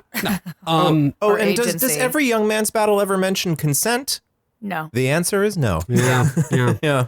And it only mentions consent in the context of every young woman's battle, that it's like, God wants you to keep yourself pure for your husband of the future. Therefore, doing anything is over the line. And you might think that it's okay to do stuff, but it's not. There's no loopholes. And one thing that actually kind of surprised me is that includes masturbation. Masturbating on your own, not even with any sort of visual aid or anything like that. Yeah. Touching yourself is, it's like fucking doing the girl version of feeding the sumo. God And kills a kitten every time you masturbate. it's the fucking Catholic thing. Every time you kill the kitten, God kills the kitten. Let's go. Except that the difference Until is you pound that pussy gonna die. there isn't the idea, like in Catholicism, of that your body must be, that there's these physical components that are godly or whatever. It's not that. It's just, if you are too horny, then you're not going to be able to be satisfied by your husband of the future. Therefore, you shouldn't even open that door. That's basically how it lands. And the argument is, I become less horny by way of masturbation, or does it go back to the argument that You're feeding it. If I learn how to be sexually satisfied on my own, I'm just going to make my husband feel inferior? Ding, ding, ding. That's it. Because a woman can't ever explain and anything also, to a like- man. Well, Also, if you honk off and you find out it's cool, you're gonna want to do it again, and then you're just gonna your life is gonna be taken over by honking off. you become honk Honk pilled. is everywhere. The honk runs your life. Yes, you can go over the line. You discover yourself too much. That impedes your future sexual compatibility because of reasons. And you can explain to your husband, how to touch you, but that's going to make him feel bad. Right. Because then it's like, well, are you... Because he should just automatically know. He should just know. And because of God, we should because be of God and the Bible and sexually reasons. compatible. Exactly. And these books, they have all these books, and none of them fucking tell you. None of these tell the guys that there are things they could learn to do. Yeah. And what's also interesting about that point too, Laura, is they don't cite the Bible when they're talking about this stuff. They don't cite anything. These books are so, and this movie. It's not like the Bible has a book of erotic poetry in the Old Testament. Right? All of this shit is so fucking thin There's no on illustrations. You see. citations. Yeah. There's no citations for any of this shit. Yeah. They will make bizarre statements, like for instance that for let me find the one real quick. There was This is- one in the citation movie- at the end when they talk about if you like dudes. That was it. Right. Oh, in the movie, did they do that? And The I movie missed doesn't it? happen. There are 3 pages at the end of every young man's battle, and that might have been second edition or something, oh, maybe you're sexually attracted to men, that has its own footnote. And he who lie with men. Yeah. So what they basically say is if you're attracted to men, well, you see, people who have been raised in a good home with good heterosexual parents, they have learned that the way to complete themselves is with someone of the opposite sex. So you're gay because someone molested you. Every Young Woman's Battle says that as well. Same thing. But it also adds the compounding factor that you probably feel a lot of built-in shame. Yeah. And it like implies And that bitterness. And bitterness. Bitterness is the buzzword. Emotional bitterness. And it doesn't talk about emotional bitterness in Every Young Man's Battle. But No, again, just that's becoming a because, faggot, yeah. as we know, men don't feel emotions and Right. women don't get turned Yeah. on by looking at things. The reason, Laura, the reason that bitterness gets brought up is that bitterness is a sin.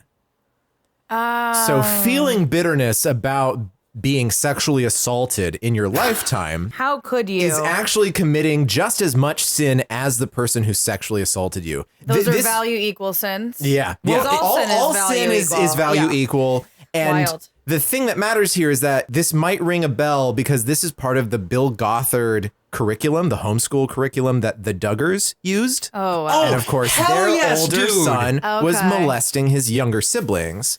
And he is now currently in prison. And he's going to be there for a long ass time. Yeah. Well, that's nice. Um, that and part Bill- is a good piece of the story. Yeah. And Bill Gothard, who founded that homeschool curriculum, which has all of these units, like if you find out that your child has been sexually abused by, say, your husband or their uncle or your son, then you can call the company that makes the homeschool curriculum and they have all this stuff that's how to talk to your daughter who Oh, God. has been molested How about to not make being your- bitter. Not being bitter. Well, it even says here, this is from Wow, Every Young that's Woman's Battle. fully triggering. Bill Gothard fucked up. also, surprise, sexual predator. Yeah, Yeah. I was just gonna say, like, are these units built in? Like, oh boy, this is as dicey as like Yeah. the child bride thing. Of Yes. like they've built And the. they're just like, you should have gotten married at 16. That's the way God made us, is to get and that, married like, at 16. If someone is sexually abused, immediately tell them to get the fuck over Yeah, it. Basically, and also buy my book.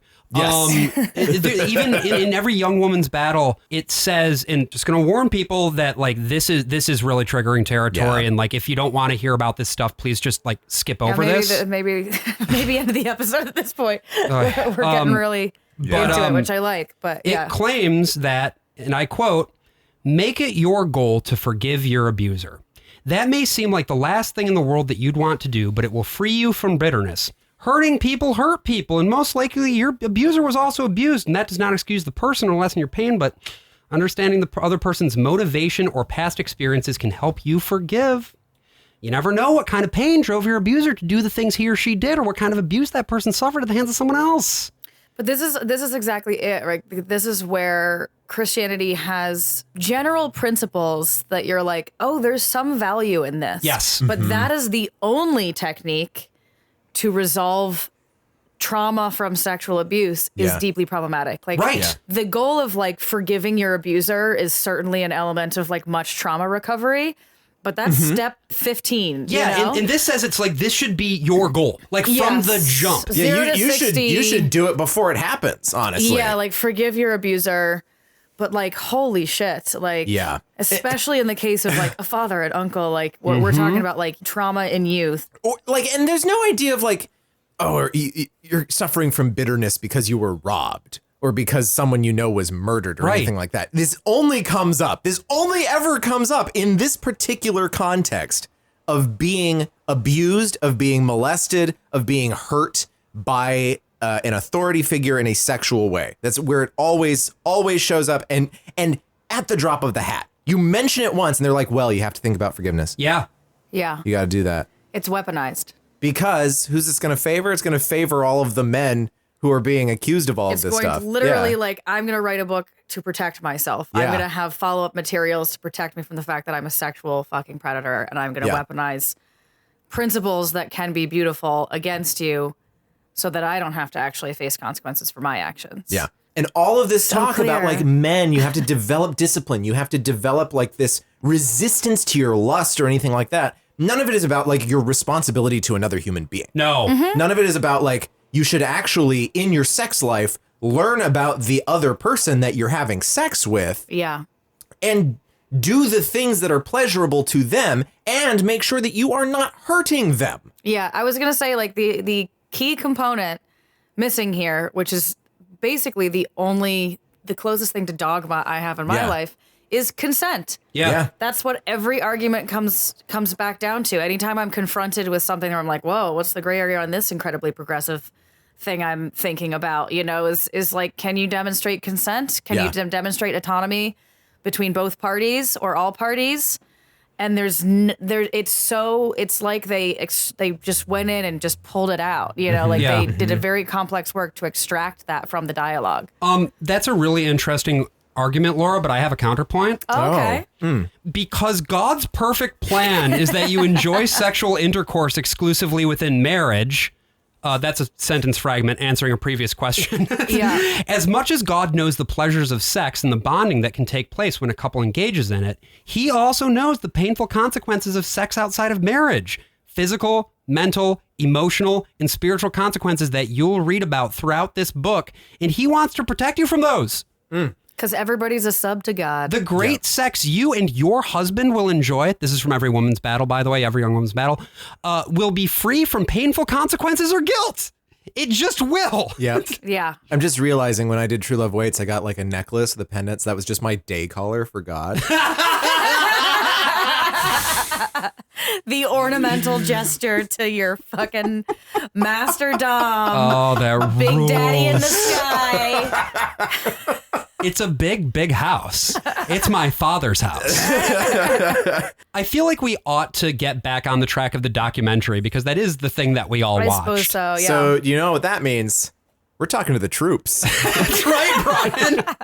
We're talking to a guy who like did the My Lai massacre under Colin Powell. Oh man. God. So this, by the way, is after in the documentary, we've had Brad, our Jinjo hero from earlier, go on the computer and almost honk off, but not quite. He typed in a .com. Yep. You never type in a A .com. lady's leg red came heel up. and a calf. Just think about the work that they had to do in the same way that they couldn't buy a beer and they just had to get some IBC root beer for Kevin to drink. Yeah. What do you think this picture was? Yeah, is like, it a what picture stock were they photo looking It's at? gotta be that just they a stock framed photo out? of like you just search for like But woman they had to with be like heel. really movie poster careful. for the First Wives Club, Like, and we're just seeing the corner of Diane Keaton. Sexy lady with red high heel, but she's fully clothed. And then you type enter and you're like looking through your fingers. Yeah. And like Kirk Cameron having to use like a stunt mouth to kiss. Like every time Kirk Cameron kisses someone in a movie, he just has to have his wife double in for that actress. Wait, really? Oh Yes, my he does that in God. Fireproof. Oh, let's go, dude. So like there's the scene at the end of Fireproof, the famous scene from that movie everyone loves, where they're at the fire station and the garage door is open, so you see the light coming in and they're silhouetted as they kiss each other. bro. That's because that's his actual wife and That's not so the actress good. playing his wife. Wow. They did that in Pen 15 because they're child Yeah, I was gonna say, actors. it's a slightly different reason. And if you pay attention, it's actually just the partner of Maya and Anna that's like subbed in, and you can see, if you really? look closely, you can see that like Alex needed to shave his stubble. That's funny. But again, that's a part of the commentary. That's they are doing that for the sake of the Right. bit. And That's because they are very adults different. acting with children, Right. they, Yes, it would be a obviously. crime. Going back to We all consent. know that it's not okay to kiss 14-year-olds if you're an adult.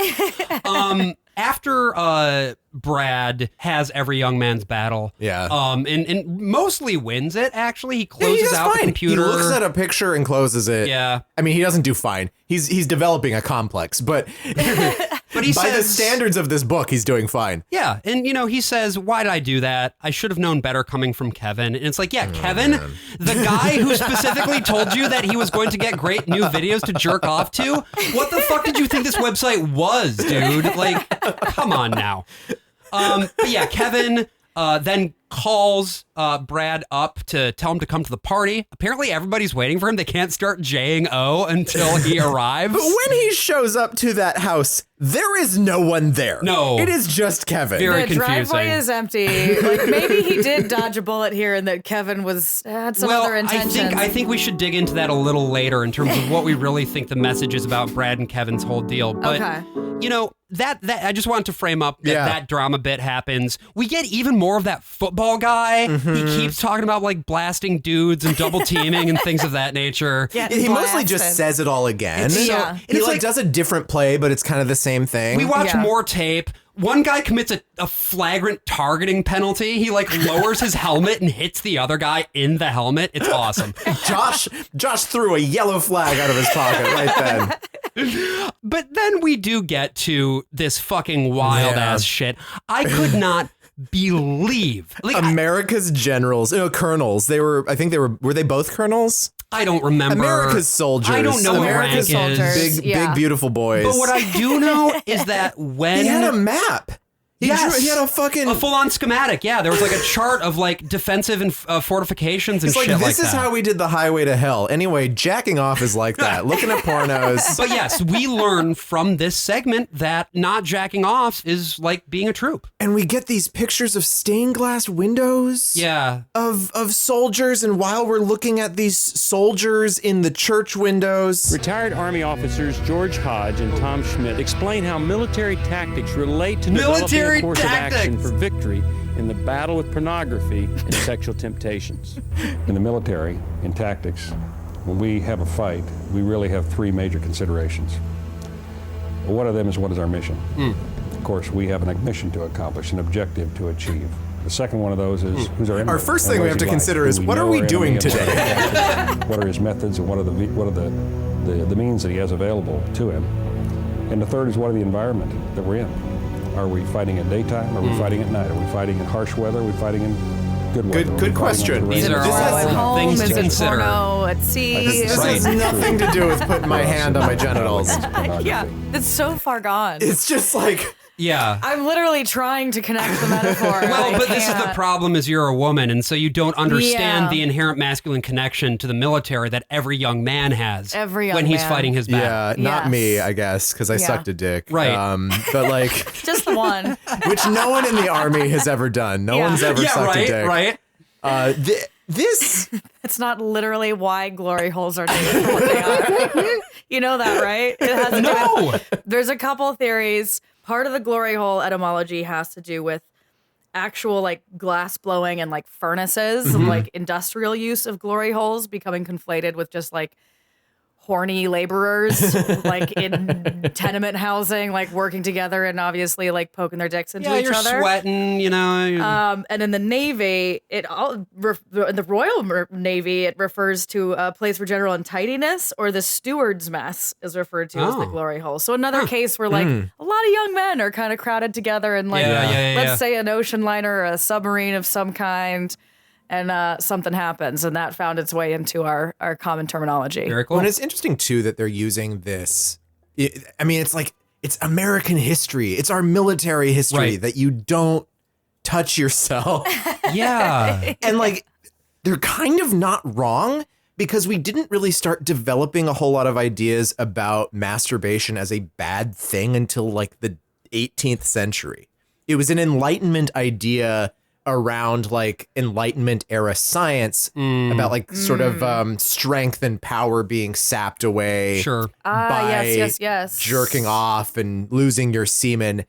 That was agnostic. It was not a Christian thing, because of course this is the Enlightenment. We're having Right. this era where people are moving away from mainstream Christian thought. But Yeah. Christianity eats everything. Christianity Yes, eats like everything, Facebook, especially yeah. in the US, especially when we get to the Great Awakening at the beginning of the 19th century. So people are running with all this Enlightenment science and philosophy, but also this new fundamentalist theology. And so jacking off becomes like a matter of personal grave sin. Yeah, well, and also a matter of civic pride. Yeah.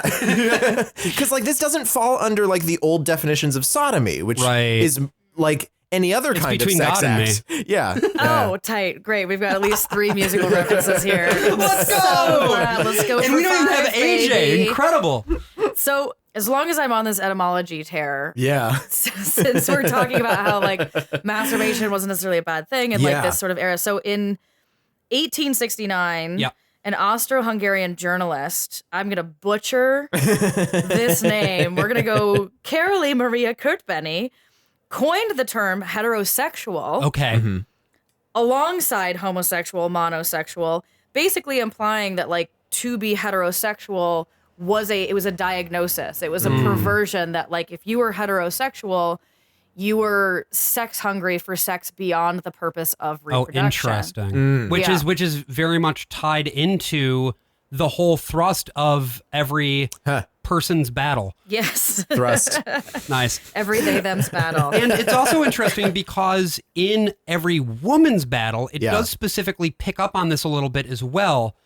with Carl Zimmerman, who was a Harvard sociologist. He wrote a book. Already known pervert. Yeah, I was going to say. He wrote a book called Family and Civilization, which these freaks love talking about. And it basically says, here are all of the hallmarks of the decline of society. Yeah. And among these are things like, This is like Rod Dreher's favorite book. He's always referencing this in his and all of his columns about how his life is falling apart right now. Yeah, which has nothing to do with him whatsoever, obviously. But it's things like, it says right here in the description, originally published in 1947, this compelling analysis predicted many of today's cultural and social controversies and trends, including youth violence and depression, abortion and homosexuality, the demographic collapse of Europe and of the West more generally, and the displacement. Whoa. That's starting to sound kind of Nazi. Yeah, what does the demographic collapse of Europe mean there, Adolf? Too many Hungarians. I mean,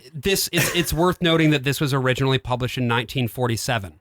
2 years after the proper fall of Nazi Germany, but there were still a lot of Nazis around, the Operation Paperclip, things of that nature. Yeah, because the Nazism didn't just go away when we won. Oh my God. If anything, it was hired and brought to the U.S. to work in Anyway, labs. we're down a real weird hole right now. Let's get out of this hole. But the point that I want to make here. There's only one hole for us. That's and right, it's glory Brian. hole.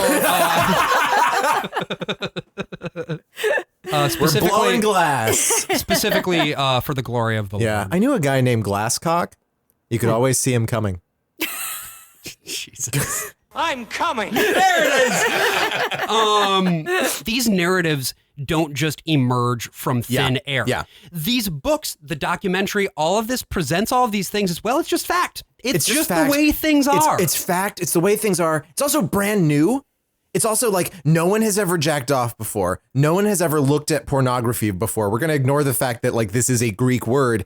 It's just this it all got invented in 1950 and now it's on your television, which was invented last year. And the devil is Whereas ironically, what is really of a more recent vintage is this shit. Yes. The ideas that they made up to justify their preconceived ideas about how the world ought to operate. It's so American masturbation anxiety is so ingrained because of weirdly influential people like Graham, the inventor of the graham cracker, and Harvey Kellogg, these Seventh-day Adventists who made foods because they were trying to taste boring so that you wouldn't get horny. Because they thought food. Sure. They thought food was going to lead you into temptation. Yeah, food was sinful, so have these horrible bland eating these really weird Mexican peppers would make you have the libido of a Mexican. It was just this at least has stepped a little bit past that, but you can see the language has its roots still in that thing. Yeah. Yep. And that's why I don't have a foreskin. God damn it. Fuck. So sorry. Just a moment to mourn your foreskin. Brian is becoming an intactivist.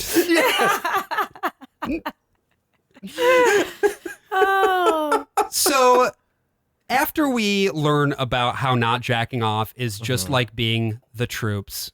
Yeah. Is a battle of its own. How getting your foreskin cut off is like when they cut off Goku's tail. Right. Oh. But he can still get really full. He just he did lose some powers. Got it. Yeah.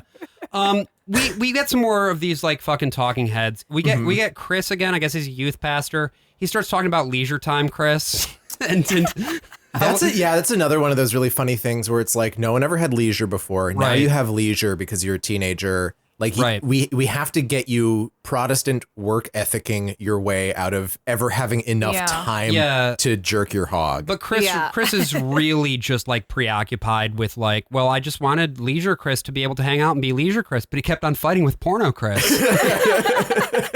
What can you do? A lot of personalities.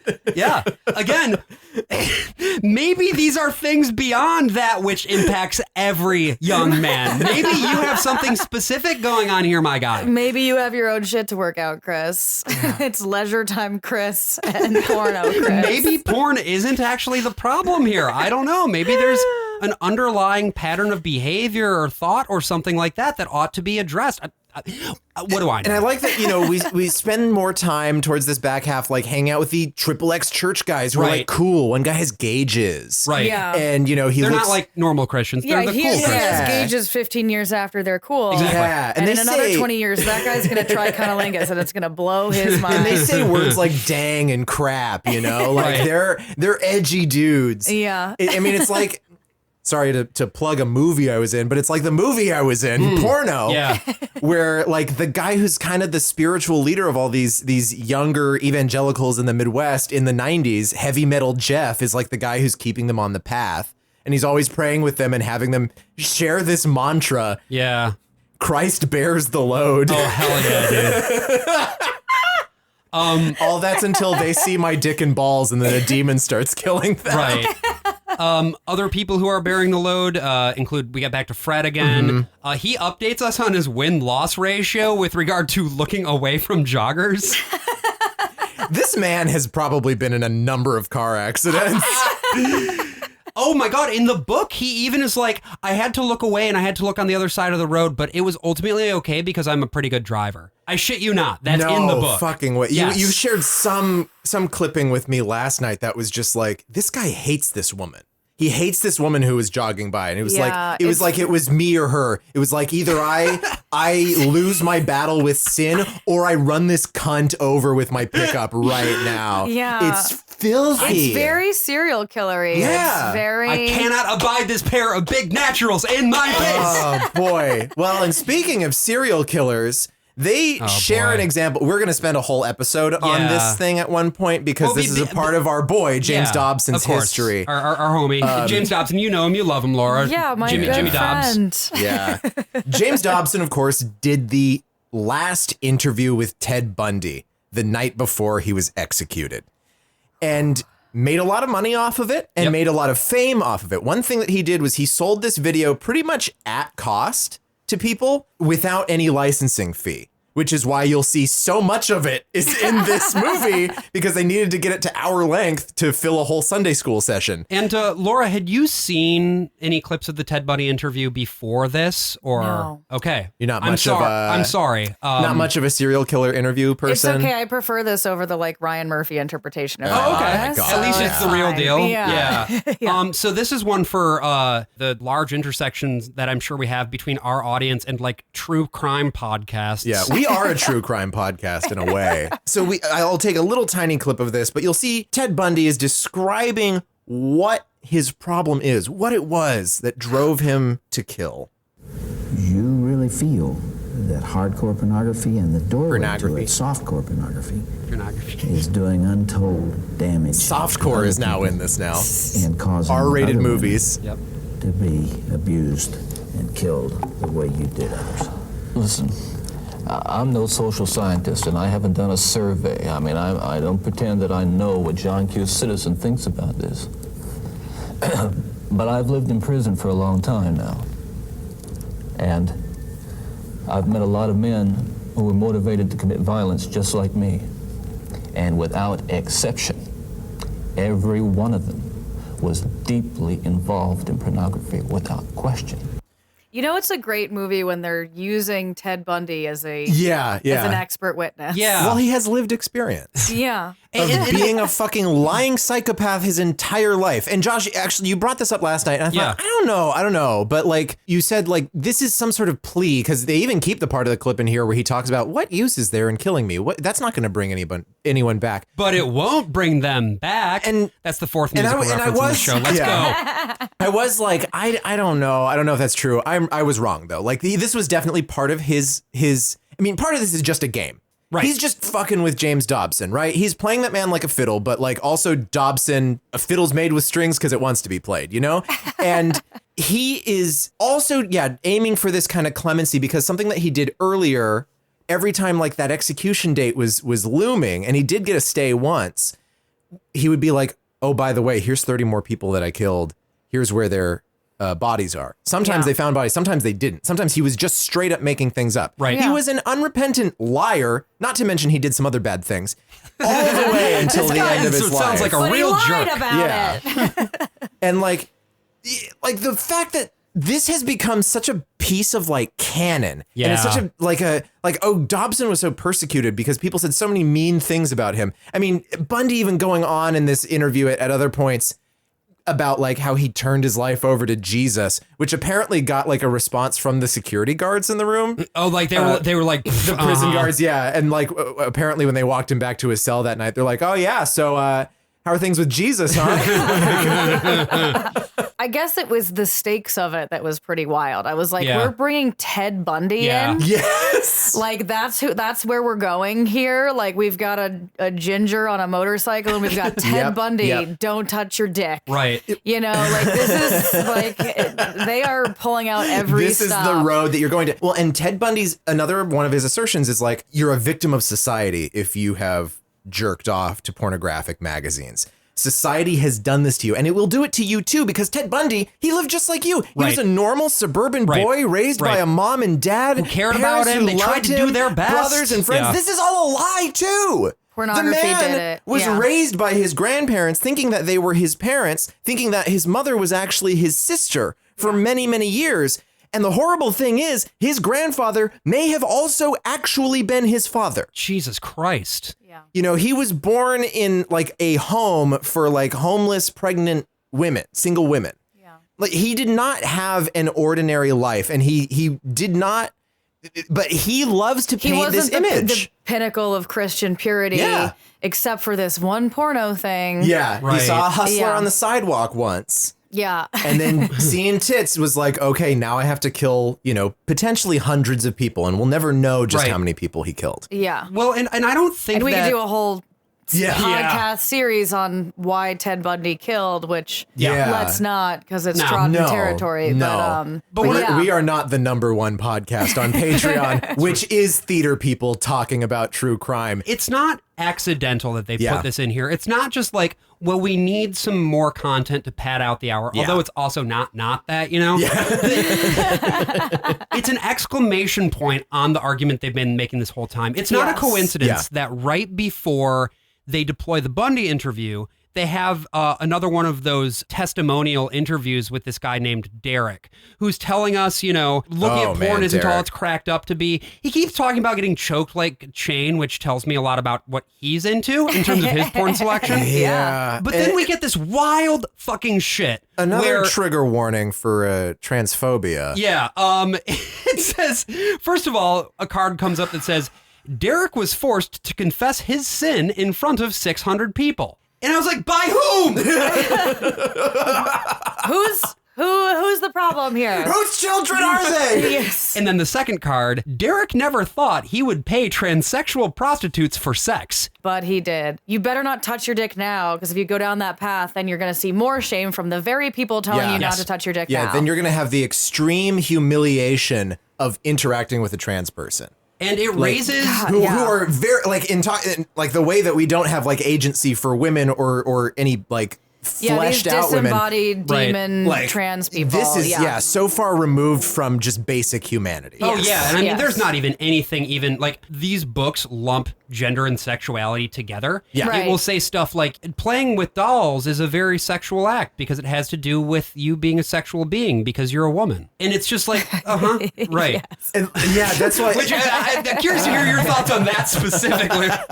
It's hilarious. Yeah. It's great joke writing there from every young woman's journey. It's awesome. And you can see at the end of the book too, it's like because they spend 3 pages or maybe 5 pages because they need to add the bitterness clause to every young woman's battle. Right. They were not thinking about gay people at all. And that's what made this shit always funny to me in high school when we do these like sex chapels and whatever. It's just like, these people exist. So how do you account for that? Right. And you just don't. You really try Molestation not every to. time. Yeah. Not, like ignore the stats that like most gay people came up in quote unquote healthy straight families. I wasn't fucking molested by anyone. Like, right. And also like, if that's the case, then who cares? If that's like the therapeutic act that someone lives with and then they're doing fine in the same way that someone else might take medication or go to therapy, then who gives a shit? Right. Yeah. We Why talk is about it that bad? a lot on our pod too, because there's a lot of stigma that's like, if you have a kink, it must be the result of some kind of abuse. If you're a sex worker, it's because you were abused. And while that can be quite often the case, that like maybe someone experienced sexual abuse and were then forced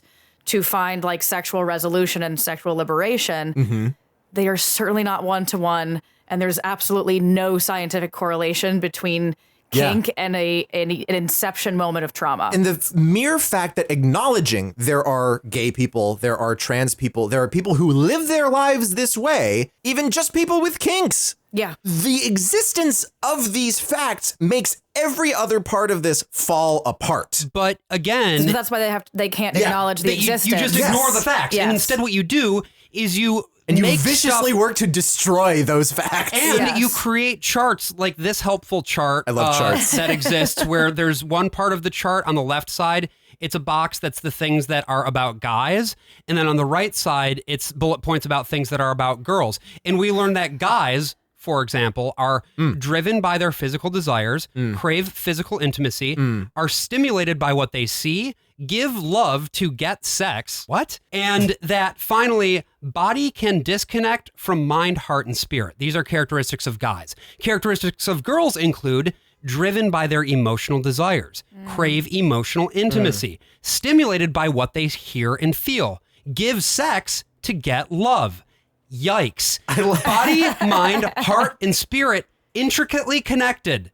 I mean, they're making women sound in that, like, oh, my shit's like interconnected. Like, if that's the case, maybe give that person autonomy. Yeah. Like maybe give that person agency in the situation. Again, it's like, so like, what the fuck is a man in your estimation? Yeah. Not to be like, oh, think of the men men, but are guys who see things and react to them. Women are guys that hear things and react to like, them. how do you apparently. split the difference here when you're talking about like agency and who a person is? If in your estimation, a guy, like you said, is somebody who is incapable of like integrating their thoughts and feelings, Jesus, why are they the ones who have the power? Speaking of. Well, the big secret about the patriarchy, Josh, is that it doesn't serve women, but it also doesn't serve men. Oh. Also doesn't serve non-binary and gender non-conforming folks. And the thing is, to serve man is a cookbook. We see the Bundy shit. And again, this is the exclamation point on everything we've seen up until this. If you start down the path of looking at joggers, eventually what's going to happen is you will lose touch with your family. Your mind will be overwhelmed and consumed by having to J-O all the time. You'll become a serial killer. You'll become a serial killer. Remember Brad, our motorcycle riding ginger from earlier? Brad rides his bike into the foreground and then has to make a bunch of faces that illustrate his emotional journey. Oh my God. Because that poor young man. He pulls up into Kevin's driveway. Now, is this dude a local actor or is this one of the authors? Because I clocked that one of the authors... Both of the authors look like one of star them. in this, but I didn't know who wrote it. So, like, No, because it was like co-author and star. No, the two authors are Fred, the one who loves joggers, and Steve, the one who is at Gettysburg the whole time. Right. Okay. So this is just a local actor. Yeah, this might have been some kid they cast out of their church or something like that. Like, not cast out of their church, cast from their church. Through their church. But in this emotional moment, Brad is going through every young man's battle. Grimaces. He is in the throes of it. He is in Kevin's driveway on his bike. He's gonna go to the 2-man porno party. Is he gonna go in and jay off, or is he gonna, preserve? Or is he gonna drive away? And he did, by the way, come all the way here before making faces and then this decisions. is pretty far out of town. You can tell. Yes. But the most, I'm curious to hear actually, Laura, as somebody who's done a fair bit of theater, and I know if you've done some producing, some directing, some acting, things of that nature. I have notes. What do you think? Give me your notes. My notes are our entry shot of our ginger on the bike. Yeah. Far too long. We need to cut that. We're in real time on this bike for at least a 10th of the film, and it's maybe an hour of shooting. So we're really stretching the footage here. Okay. Stretching the attention span of the viewer. My response to that note, I disagree, but go on. I also like Kevin leaving the library where you have him in the background. Yes. And the main guy in the foreground.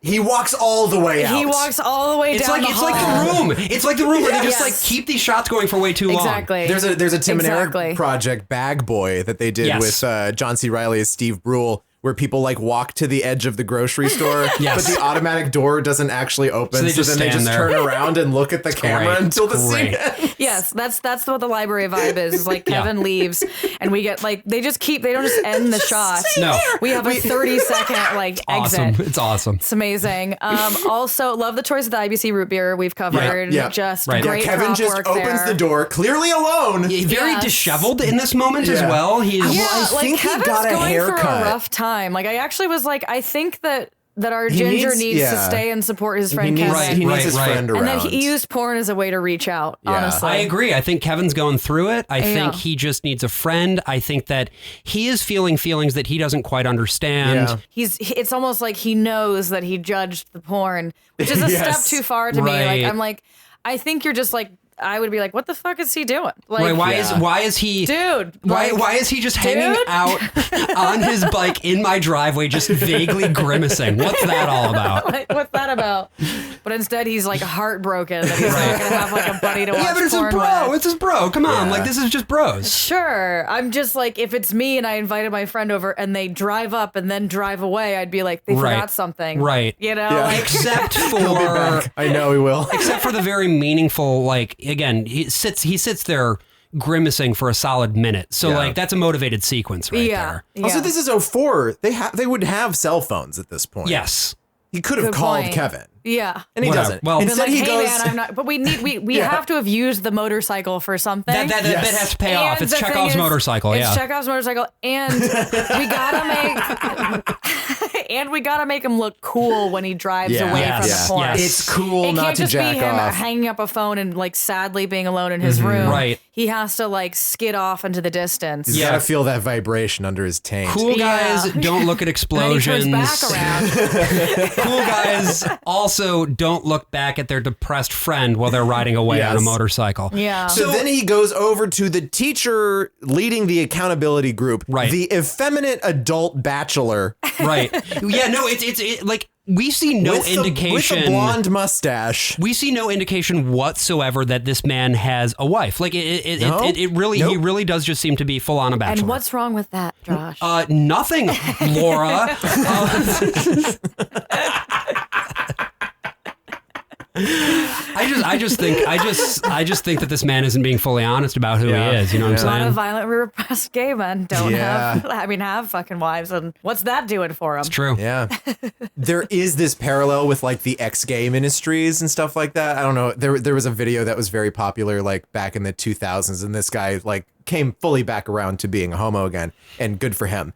Where he was like one of those converted ex-gay pastors, and he'd go around, he'd be like, oh yeah, I had sex with so many men, but now I'm a heterosexual. And you know, the thing is, the first time I slept with my wife on our wedding night, I just remember that moment of just saying, oh, thank you, Jesus. Thank you, Jesus. Because really, Because I was worried I wouldn't get it up, and I needed to see that night through. Your sperms are not just supposed to, you know, eat crap and die up someone's butthole. He's just Corky St. Clair, basically. Yes. Like, that's awesome. And it's like, yeah, you can't let your sperms die, except every young man's battle has to address one of the big elephants in the room. Okay. Or sumo wrestlers in the room, I guess. Which is that or Goku's in the room. sometimes you come while you're asleep. Right. We just talked about this at the live show for my own podcast. Right. That in the 12th through 14th centuries, it was an obsession among monks. Like, why are these nocturnal emissions happening? Is it a sin if I'm asleep? Yeah. And it was a big justification for witch hunts. It was like, well, it's okay, a woman. sure. A demon disguised as a woman. Oh, yes, yeah, Flew in my succubus. window, a succubi, exactly. And sat, like, pressed on or sat on me. And that's why I had the wet dream. Right. And so we found a way to blame women, even though they weren't even in the and fucking so building. there the monks might not even be worried about masturbation, but they are worried about the dreams. Whatever young man's battle ends up having Yeah, it is squares this the circle in dialogue, the weirdest fucking way. this Socratic dialogue between God and his strongest warrior getting Right. his toughest battles. Right. Where he's like, God, what am I supposed to do? Like, I want to have a sexual release, and God's like, you're gonna have a sexual release. You're just in your gonna dreams. hold it in. Right. Oh, they give us because you can't explain it away. You can't like the only way you could do it is that it's demons, and so you have to be like, well, no, obviously it's a natural process. You're not sinning then. That is the only time you're allowed to do it. I'd be humping the shit out of my pillow. The thing that comes Which about is also a thing. as a result of this very weird like way of thinking about things is that it then gets paired with this like non-scientific advice. Yeah. And so the rationale they come up with is that you need to release the sperm on a regular basis. Yeah. So that you don't But get... we don't want to kill the sperm. That's not actually what causes the count if you're dream. No, asleep? Brian, wet dreams happen when you get too much sperm in the balls. And they get so full. And they get so big You and literally perfectly just round. squish it out. You know? If you roll over the wrong way, something's bound to happen. Yeah, it's like expressing a dog's anal gland. And according to citation needed, it is normal. Every young man ought to be releasing said sperm approximately once every 72 hours or so. Yeah. And the body just naturally regulates that. So you're allowed to have a wet dream a few times a week? Well, right, but you can't. What you can't do is try to cause it or do anything else. Like you can't masturbate. You can't fantasize. You can't fantasize. Instead, that's hard. They're controlling your thoughts as well. But the thing is, if you have a wet dream where you haven't been doing all of that shit and watching the pornos, then the dream isn't going to be as explicit. Therefore, you're not doing the same amount of sexual sin. You're just doing the natural 72-hour sperm release cycle, which again is the wet dream scientific. you have every 3 days, like all men do. Right, your regular 3-day, all grown ass, sexually healthy and not at all repressed. It's actually that's the one loophole we have. Is if it's a ruined orgasm, you're in good shape. Speaking of fantasies, Josh, can we talk about the fantasy? As it relates to the Robert Zemeckis, Tom Hanks movie, Forrest Gump. Oh, God. Okay. I was going to scream Castaway because, like, no. All right. He has to be masturbating in every volleyball on that island, right? Yeah. Yes. He fucked Wilson. Yeah. Right? Yeah, absolutely. You know, we've sort before we do that, though, I actually want to end with that because it's so fucking funny. Okay. So, we've had a good time. We've had some laughs. We've made some memories. Yeah. Laura, is there anything that you would like to plug or talk about or anything before we... I mean, I've sufficiently talked about my podcast. I think if people haven't been offended up to this point. What are your social media handles? Our podcast is called Girls on Porn. Yep. We've got a website, girlsonporn.com. We're available anywhere you listen to podcasts. Our social handles are, because American Puritan culture is quite strong. At Girls on Porn, that's porn without the O, because we've been shut down by Instagram 4 to 5 times. Oh, wow. Fun fact, we had to change our profile to being male to avoid getting shut down as much. Isn't that wild? You changed the gender? Put yourself into gender FaceApp of ourselves. No, we changed the gender of our Instagram profile, and we have been seen less, shadow banning, and have been shut down less. Same on TikTok, Girls on Porn without the O. TikTok is also pretty bad for censorship. Yes, of course. Twitter, not so bad, except for Girls on Porn wasn't available. So on Twitter, we're at GOP the podcast. And we also have a Patreon, patreon.com/girlsonporn. Excellent. I like that you are the GOP. Our tagline at the end of the episode is the only GOP that's actually any good. There we go. So if you like what you've heard, definitely check out Girls on Porn. Every episode reviewing a different genre, different keyword. Yeah, different search term. You'll laugh. You'll cry. Sometimes cry. You'll find new material that you can JO to on your own, as long as you've given up on fighting every young man's battle. And if you're still fighting, like listening to this podcast will make you stronger. Yes. Right? Like you will build up resistance. I would say anyone fighting that battle should absolutely listen to my podcast that destigmatizes sexual shame. Yep. So that you can set that person free. If you've enjoyed this case study, we have plenty more like it on our Patreon as well. Right. Patreon.com/worstofall. Check it out if you haven't yet. And I kind of want to end this episode by just reading us a segment that just really spoke to my heart. Okay. Okay. Yeah. It convicted you. Yeah, I feel really convicted about this. Feel compelled. Yeah. The power of Christ compels you? Yeah. Do we still say that? It's really the power of Fred. Okay. Because throughout all of these things, I was like, what is the power of the jog? What sums up this mentality the best? Like in reading about this, because we've talked about all sorts of different aspects of this and why it's weird. I just want to read you a selection that is just like this specific guy and what his deal is. And I hope you'll carry this cursed image with you for the rest of your week, dear listener.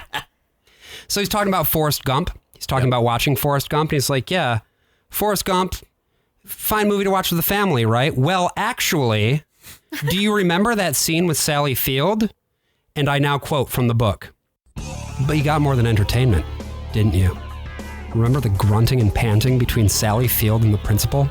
And how when Sally Field next appeared on screen, you briefly looked her up and down and wondered what it might be like to have her under the sheets? You had your arm around your wife while you were thinking it. Then, later, after you retired to bed for a bit of sport with your wife, you replaced your wife's face with Sally Field's. And you wondered why she couldn't make you grunt and pant like the principal. I'm the worst of all possible Joshes. And I'm the worst of all possible Brians. I'm Laura. Hell yeah. See you next week. Bye.